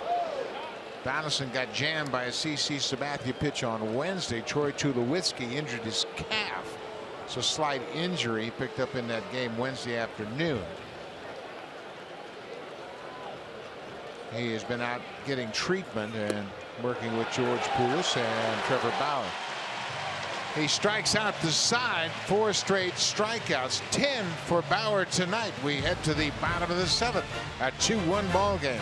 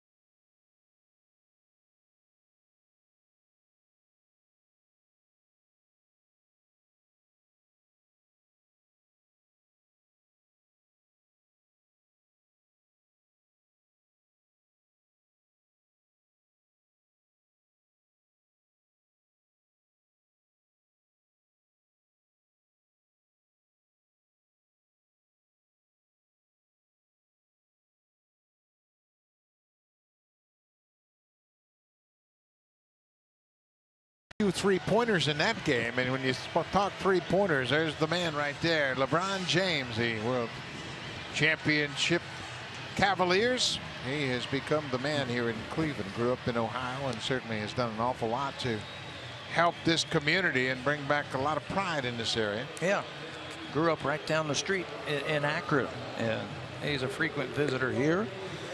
And what he will see now, he's seen a pretty good ball game. 2-1, the Blue Jays lead. They head to the 7th inning, and that means Joaquin Benoit will take over. His numbers in 35 games this year. Fastball, slider, splitter that he can use now. He has solidly taken over in the 7th inning for the Blue Jays. Last pitch did that series in New York, where the Blue Jays just came from. He will get 7, 8, 9. And they're going to be a pinch hitter, so you can see Tim Leeper making some adjustments in his defensive alignment in the outfield. The scheduled batter was Brandon Geyer, the left fielder, and Tyler Naquin will come up and bat for him. Naquin has had a fine season, batting .315 with 13 homers and 38 RBIs. Former first-round draft pick of the Indians just a couple of seasons ago. He's finally made his mark in the big leagues. He ended up with the game-winning sacrifice fly in yesterday's ball game. Good-looking hitter. Naquin is 25 years old. He's from Spring, Texas. Benoit gets ahead. Here's the 0-1 pitch inside. We created a little bit of a stir in Wednesday's game when Benoit got up early in the game throwing with his jacket on, and I kind of questioned whether or not he was testing something to see if he could pitch in that game, and found out that when he doesn't stretch before the game on the field in a group situation, he will throw down in the bullpen early in the game. He's done it twice this year. That was what he was doing. He hadn't had a chance to play catch. He wanted to get up and play catch about the 3rd inning and did that. So no throwing on the field. Get you throwing in the bullpen during the game. That caused a stir. It did cause a stir. Everybody thought he was doing something unusual. I thought he was testing to see maybe he had an injury or he was sore or something like that. Oftentimes relief pitchers will do that. They'll call down to their pitching coach, say, hey, I just threw a little bit, I'm good to go. 2-2 to Naquin. Splitter for the strikeout. That's the weapon that has worked so well for him. Francisco Liriano made his 3rd start with the Blue Jays, and it's his best start to date, no question about it. He allowed 4 hits, no earned runs. The only run that he allowed was unearned. Walked 2 and struck out 7. And Pat, your impression of the 4-seam fastball tonight? A great setup pitch. He used it to get ahead early in the count against the Indians, and then he finished him off. We saw some changeups early in the ball game. His slider was really tight tonight, and I think that's a byproduct of that 4-seam fastball, where you get on top of it. When you get on top of your slider, you create a little bit more depth, and you can spin the ball just a little bit better. Like what I saw. I'm sure the Blue Jays like what they saw tonight also from Liriano. Some encouraging signs. Abraham Almonte, the right fielder.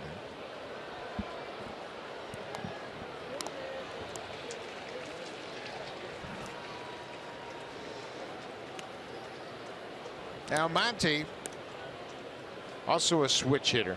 Santana, Lindor, Almonte. All switch hitters. Ramirez. Jose Ramirez, 4 switch hitters in the lineup. Yep.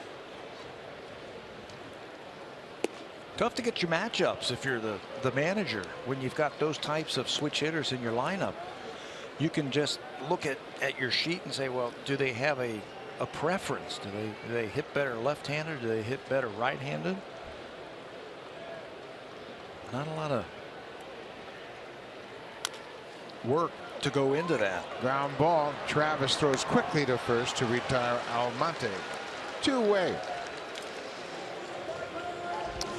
This copyrighted telecast is presented by authority of Rogers Blue Jays Baseball Partnership and may not be reproduced or retransmitted in any form. And the accounts and descriptions of this game may not be disseminated without the express written consent of Rogers Blue Jays Baseball Partnership.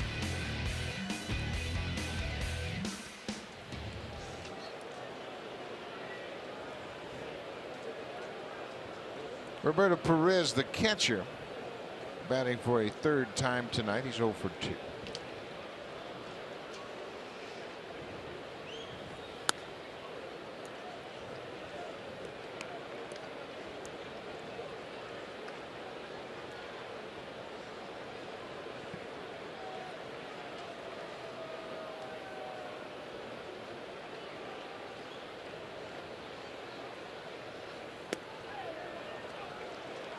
The Blue Jays made some under-the-radar additions to their team, and this one maybe one of the best. Benoit came in without much fanfare. He's 39 years old. He wasn't throwing the ball very well in Seattle, but that's not been the case since he's joined the Blue Jays. Good pitch there. They just a change of scenery for both of the players involved. Drew Storen going to Seattle, Benoit coming back here, and his best year was when he was with Tampa Bay, and I was looking for Jim Hickey, their pitching coach, and I asked him about Benoit. He says he was their best pitcher the year that he spent with Tampa Bay. His fastball was great, his splitter was great, and this time he puts away Perez pretty quickly. A 1-2-3 inning for Benoit with a couple of strikeouts.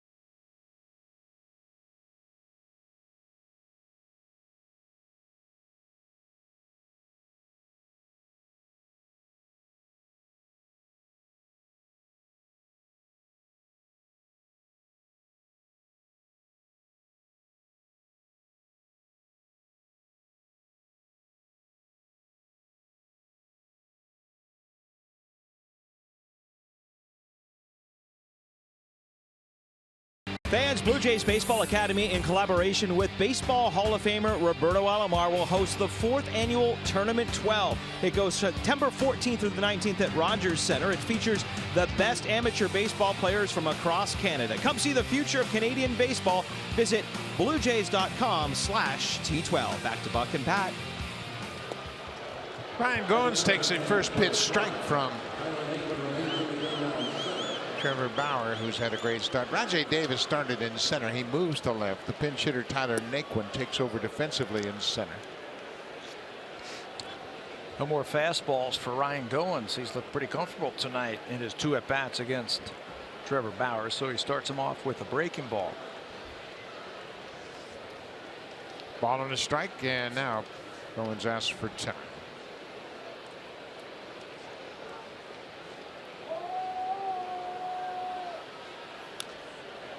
Had a good cut, a little cutter inside. He fouls it on. Goins just recalled today as Daryl Siciliani was sent back to AAA Buffalo. Uncertainty over the physical status of Troy Tulowitzki made it necessary to call Goins up. Blue Jays are playing with 3 outfielders on the roster now. Now Darwin Barney can play some outfield. Ryan Goins can play some outfield also. But in the last week or so, we have seen Junior Lake sent back to the minor leagues, Siciliani back to the minor leagues. And Gibby was talking about that before the game. He said that's what happens when you have options. You want to keep these players. You got to send them back down. Yeah, Junior Lake has been designated for assignment. He's got to clear waivers before he can stay in the organization. And Siciliani had options. There you see Jason Grilli. the second part of that back end of the rotation for the bullpen. Goins strikes out. Well, we talk about this weekend featuring two first-place ball clubs, and the Cleveland Indians, 69-50, have a 6-game lead over the Tigers. Tigers have had a rough start to their August. Terry Francona in his 4th season managing the Cleveland Indians. You know why these are two first-place clubs? And we're seeing it on full display tonight. These are the two best teams in the American League in terms of earned run average for pitching. Blue Jays #1 at 374, Cleveland at 384, and they're showing why tonight. Just 8 hits between these two teams. Devin Travis, the ball on the strike. Devin is 0 for 3. He's also had a rough night in the field, committing 2 errors.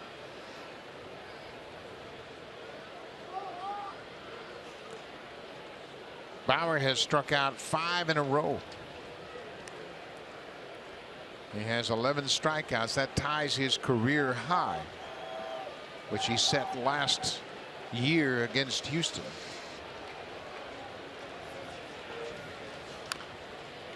Little squibber off the end of the bat. Perez comes out behind the plate, makes a nice play. The catcher, Roberto Perez, stayed on it. Trevor Bauer acknowledges the fine defensive work from his catcher as Perez came out from behind home plate and grabbed the ball and flipped and then fell to the ground. Did a good job of communicating here. Watch Bauer get called off by the catcher. He's got priority over the pitcher, calls him off, bare hands the ball, and in one motion there's a strike over to first base to get the out.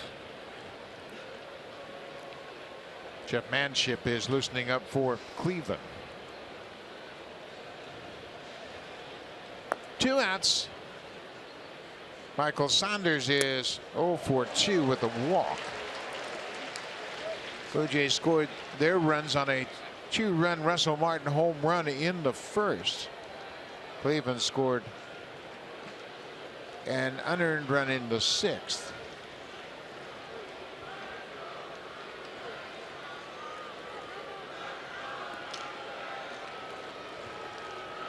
I've shortchanged Trevor Bauer. He has 12 strikeouts, a career high. Getting stronger and stronger as this game goes on. Breaking ball, that's going to drop for a base hit off the bat of Michael Saunders. That's how you want to do it right there. That's how you hit that curveball. Stay back on it just a little bit. Don't overswing and just serve the ball out to left field. That is Michael's first hit. Second time that he has been on base tonight. One more time. The curveball's been good. Watch how he pulls that down with his middle finger. Saunders stays back just long enough just to punch that ball the other way.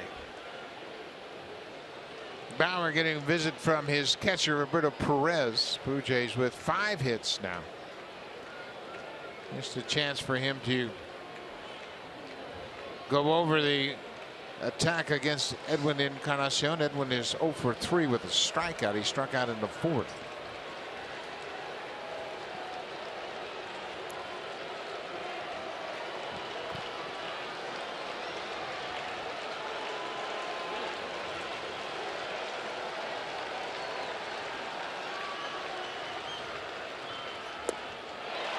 Mighty cut from Encarnacion. 0-1. That pitch has been good to Bauer tonight, to right-handers. He takes a little something off of his fastball and gets a little late movement on the outside part of the plate.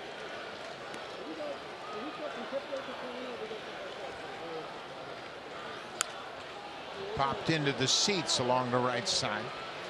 Trevor Bauer was the winning pitcher in that 19-inning game on Canada Day at Rogers Center. He pitched 5 innings of relief, and he has continued to impress the Blue Jay hitters. Yeah, he hasn't had a lot of luck until those last 2 outings. That one you were just talking about, and then tonight there are the 12 strikeouts.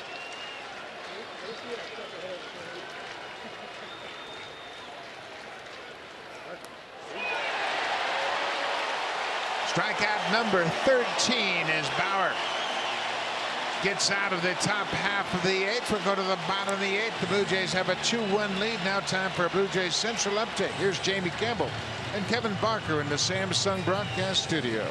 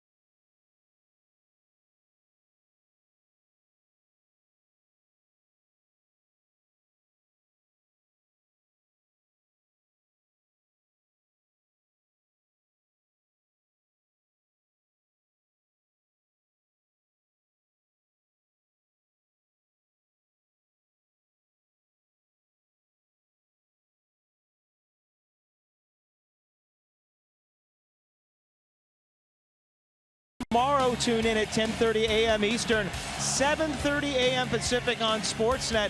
Another big night on the track coming up, guys. We'll see if DeGrasse can get another medal. It's been a fairly successful Olympics for the Canadian Olympians. We want to congratulate all of the winners and all the participants as well. Bottom of the eighth inning, it'll be Jason Grilli coming into this one-run ball game, and he has been a lockdown pitcher for the Jays in the eighth inning. Boy, has he ever. Since they picked him up from Atlanta at the end of May, he's been almost perfect for the Blue Jays. Great numbers for Grilli. He has taken over in that eighth inning, and he has slammed the door. He's found at least one batter in 24 of the 26 games that he's pitched for the Blue Jays. A great combination of a breaking ball, fastball, and experience out on that mound. He is in tough this inning, though, against the Indians. They got the leadoff batter up, Rajai Davis. Top of the order, Davis, Kipnis, and Lindor for Cleveland. They're down by a run. A terrific ball game, the opener of a three-game series, and it promises to be that type of baseball all weekend long. Davis bunts it foul. Got to keep Davis off base, obviously. He's got 33 steals. He has become a better hitter since his days as a Blue Jay. When he was at the Blue Jays, he would look to yank a lot of pitches to left field and try and hit home runs. Now he's a little bit more patient. He looks a little bit more balanced at the plate. He could take that breaking ball away from him and shoot it to right field if he has to. He has really become a spark plug for this Indians team at the top of the lineup. Outside, Rajai is now 35 years old. With the Blue Jays, he spent 3 seasons with the Jays, 2011, 12, and 13. He had stolen base seasons of 34, 46, and 45 for the Blue Jays. Yeah, his birth certificate might say 35, but he looks like he's 25. Breaking ball hit in the air, deep left field. Upton calling for it. Upton's there, makes the catch. Carrera didn't hear him and ran a long way. He appears to be okay as they collided on the warning track, but Melvin Upton Jr. makes the catch. Hey, if it stays in the ballpark, Melvin Upton's going to run it down. He's got great instincts and great feel in the outfield. You can see he's waving off Carrera. On top of saying he's got it, he's waving him off, and Carrera crashes into him. Grilli says, hey guys, come on. Yeah, a one-run game, you certainly can't have those types of mistakes in the outfield. but guys playing together, they haven't played much together. Upton making just his 12th start in center with the Blue Jays. Jason Kipnis, he has scored the only Indians run of the night. Reached on a base hit in the 6th. Came around to score on the base hit by Mike Napoli.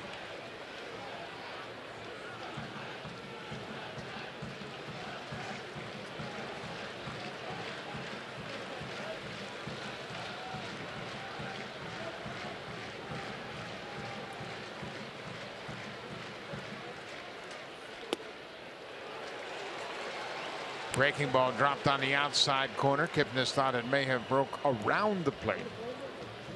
Russell presents such a definitive target for the pitchers. Gets down on that one knee and really presents that target much like a bullseye. He doesn't move his hands. He's got very strong hands. So when he catches the ball, he's able to keep it right there.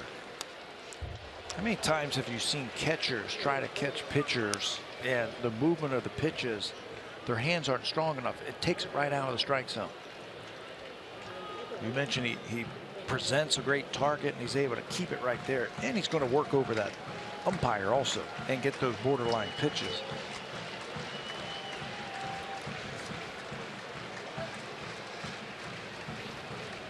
A ball and 2 strikes.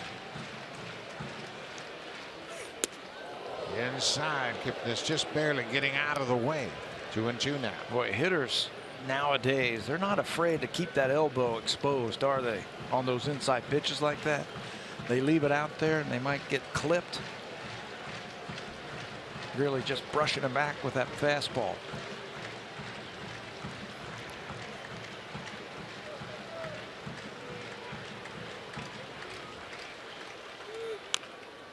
Pulled foul on the breaking ball.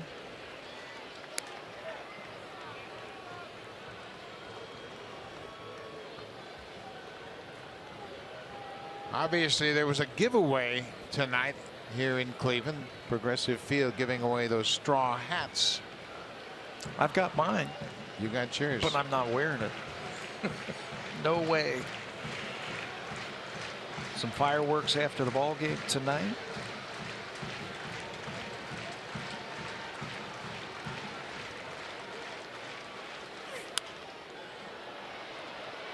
Really makes quality pitches, just like Ben Wall. When we say, when you see these guys come into a game, you know they're not going to beat themselves. They might get beat from time to time, but they're going to make quality pitches and not give in to hitters that can hurt you. Well, you see a lot of experience when these guys are on the mound. They can make adjustments from pitch to pitch, batter to at batter, and they've got great stuff. Upstairs, full count. Lindor is on deck.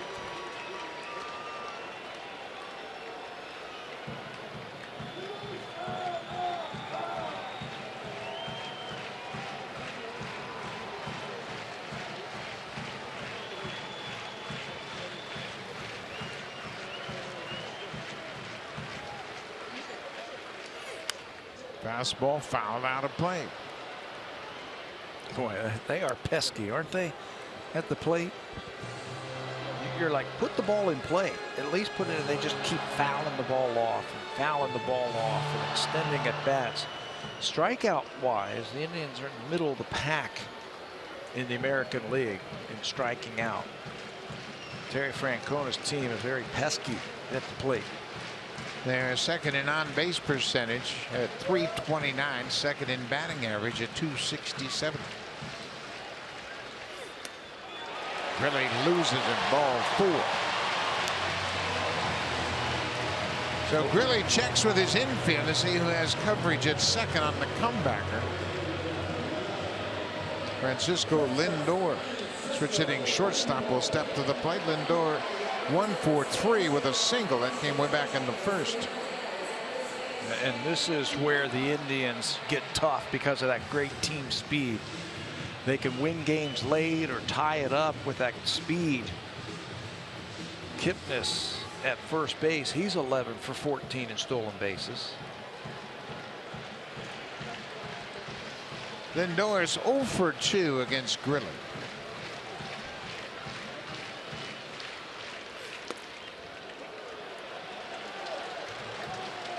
The Indians came back last night against the White Sox, scoring late and had a sac fly off the bat of Tyler Naquin to win it.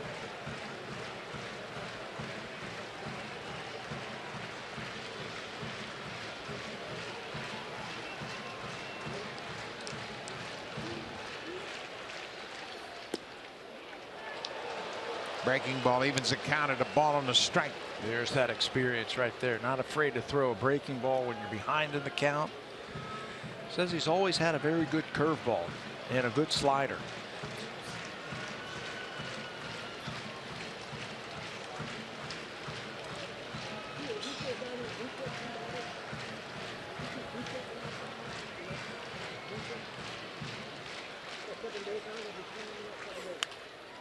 That's going to reach the seats down the left side, well out of play.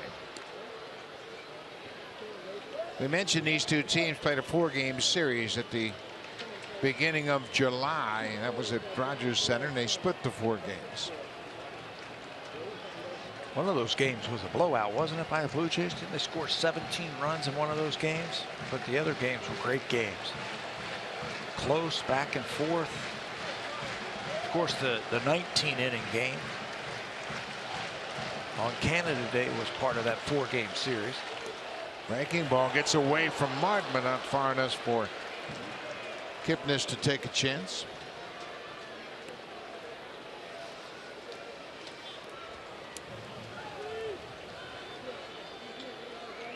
Brian Shaw has joined Jeff Manship. Manship is standing by ready. He has already thrown. He is loose and ready to come in.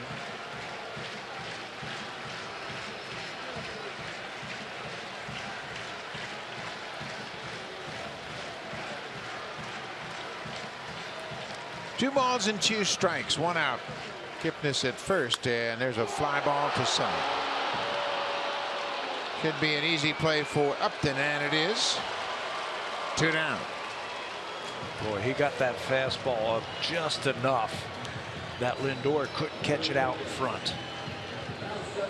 You don't have to throw 95 and above to make quality pitches and get outs. Watch this fastball right where he wanted it, just up high enough that Lindor, you can see he's upset with himself. But that's experience right there. Higher than high, just keep taking it up the ladder. Quite a matchup now. Mike Napoli drove in the only Indians run his last time up in the 6th. He's 1 for 3, but he is 0 for 7 in his career against Jason Grilli.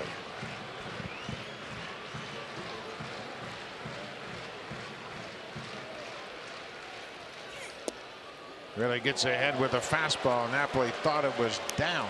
You can see it's well within the strike zone. 29 home runs, 86 ribbies. That leads the club.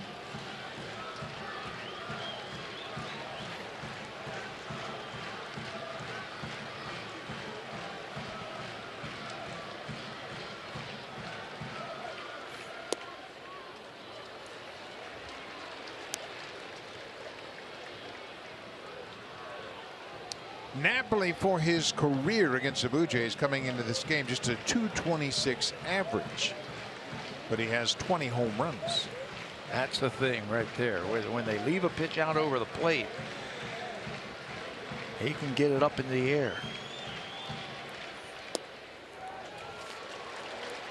He's sitting on that back leg right now thinking about hitting one out of the ballpark. Yeah, and this is when he will cheat to the fastball from time to time. Yeah, he's looking for something in right now that he can pull.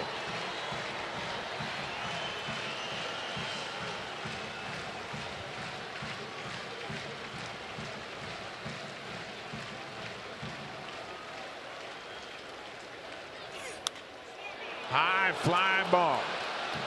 Left fielder Carrera moving under it, waiting for it, and Napoli is retired, and Grilli protects that 1-run lead.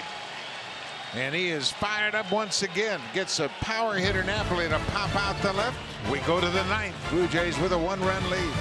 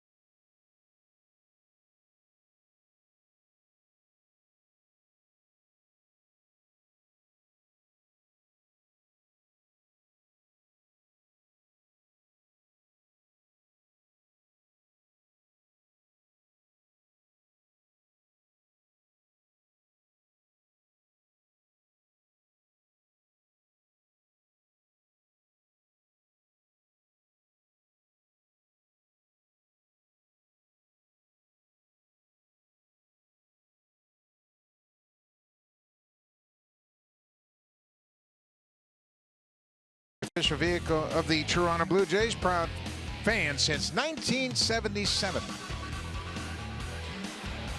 Russell Martin, first inning, first pitch swinging. He hit 3 home runs in New York in the series against the Yankees, and with one swing, he's got one more here to start off this big series against the Indians. 2-run home run. Blue Jays are trying to make tonight's drive of the game stand up. They haven't scored since that home run by Russell Martin. Blue Jay fans have been happy with the game to this point. Everybody but that kid. His dad just took a big bite out of his hot dog. Come on, man. Jeff Manship throws a first pitch to Russell Martin. 40th game of the season for Manship.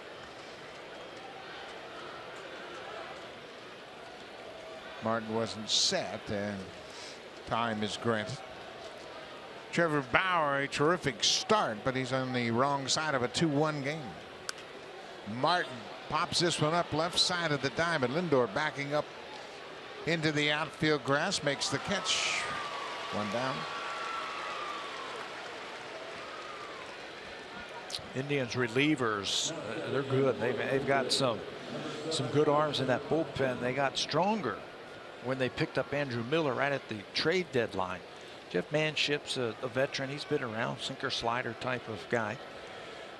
But the ERA, 5th best in the American League at 3.5 out of that bullpen for Cleveland.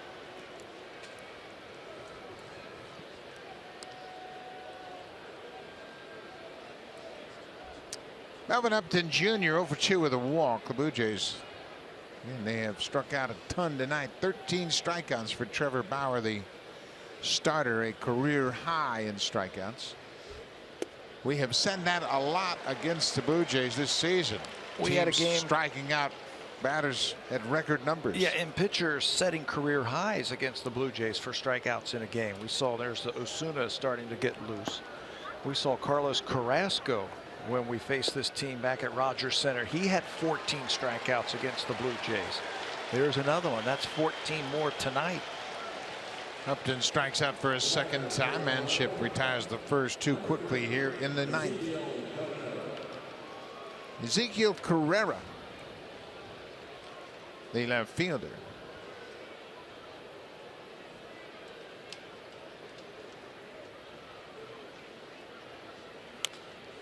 He goes after the first pitch. Blue Jays have 2 runs on 5 hits. They've committed 2 errors. The Indians have 1 run on 4 hits, no errors. The Jays have stranded 4. The Indians have left 6.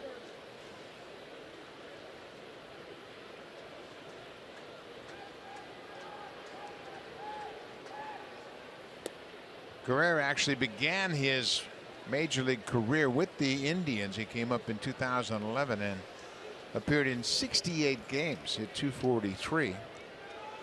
Spent 2 years, actually 3 years in Cleveland, 2 separate stints, 11 and 12. Then he went to Philadelphia, came back in 13 for just 2 games with Cleveland. Overall, he played in 118 games as an Indian.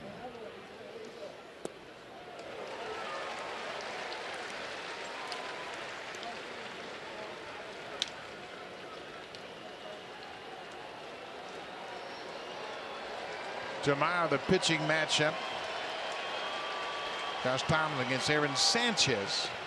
Check swing. The appeal down to third, denied by the airbase umpire Dana DeMute. Sunday, it'll be Corey Kluber against Marcus Stroman, and Stroman is really throwing the ball well right now.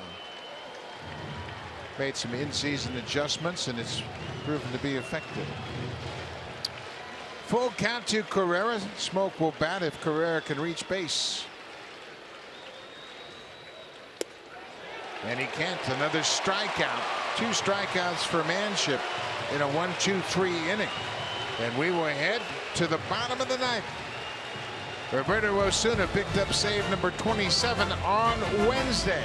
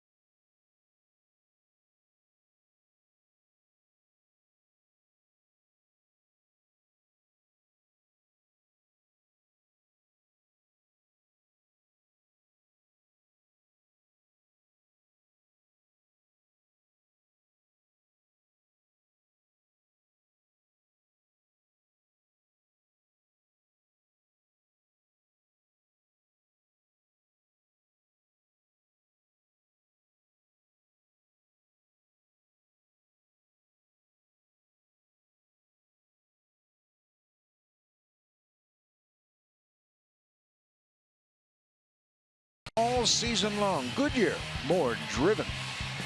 They've done a great job of providing these beautiful aerial shots tonight as we are in Cleveland. That is beautiful progressive feel. Good start for the Blue Jays. They got off to a fast start, scoring 2 runs, and that has held up to this point. Now it's over to the closer, Roberto Osuna. And it is up to Osuna to keep it a 1-run game. 184 earned run average. This is Roberto's 54th game, matching the number on the back of his jersey. 27 for 29 in save opportunity. He's worked 53 2/3 innings. He has struck out 11 per 9 innings. He's only walked 11 batters all season long. He has been good, and he's getting better. His fastball's been good. His depth on his slider has been much better, and his changeup is coming along. On Wednesday, he picked up that 27th save of the season, and with that save, he set a new Major League record for most saves before a player's 22nd birthday with 47 career saves. Carlos Santana takes a first pitch strike. Dangerous hitter in Santana. He looked like he might be hunting first pitch fastball, so Osuna threw him a breaking ball.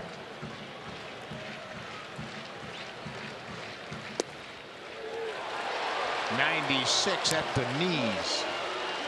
The quality of his pitches has increased dramatically.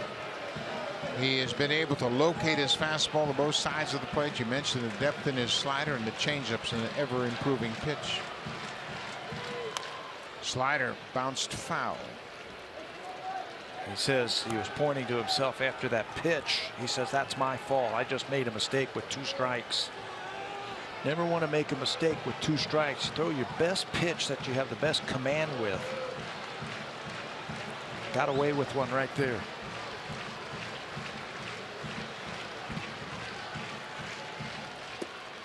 Changeup.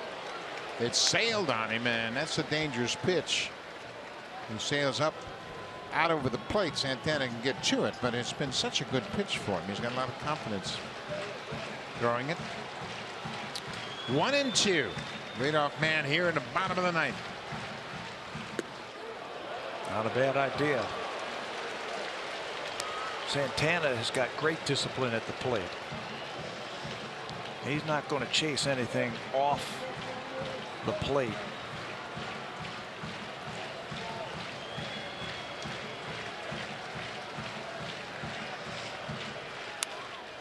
Popped up. Russell Martin, the catcher, over near the Indians dugout, and Barney slides out of the way. 1 away. Now for a preview of what's coming up on Sportsnet Central. Here's Brendan Dunlop and Eric Thomas.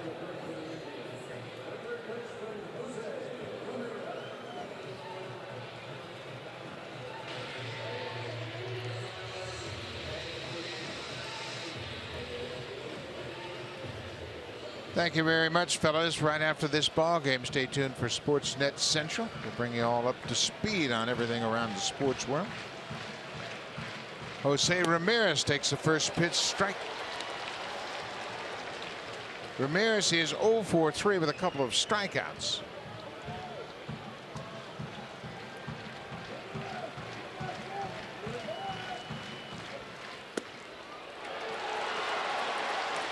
The Blue Jays hang on to win this. It's an impressive win with 4 of their regulars out of the lineup, 2 on the DL and 2 on the bench tonight. Changeup hit high and deep to right field. Saunders at the wall, and this game is tied. You mentioned Ramirez and his ability to get big hits. He gets another big one.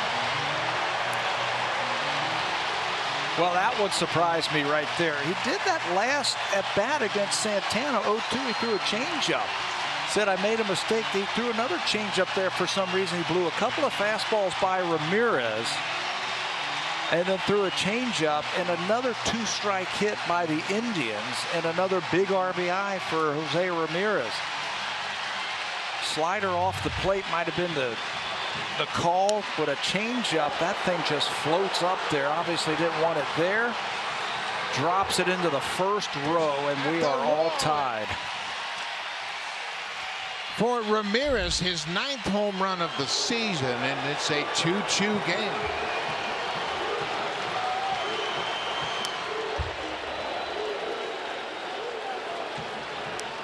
Ramirez getting congratulations from the veteran Mike Napoli.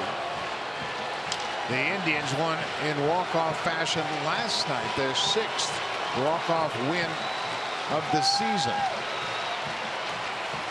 Tyler Naquin struck out as a pinch hitter in the 7th. Boy, you never want to get beat with your 3rd best pitch, do you? Nope. Especially 0-2. And he had thrown a bad changeup earlier to Santana. And 0-2, that you want to throw the pitch where you're not going to make a mistake, because that's what happens. Upstairs. He threw him a couple of fastballs, one down, one on the outside corner. I thought he'd come back with that slider underneath his bat. Ramirez hasn't seen much of Osuna, but he threw him a changeup and he shortened up, just dropped it in that first row.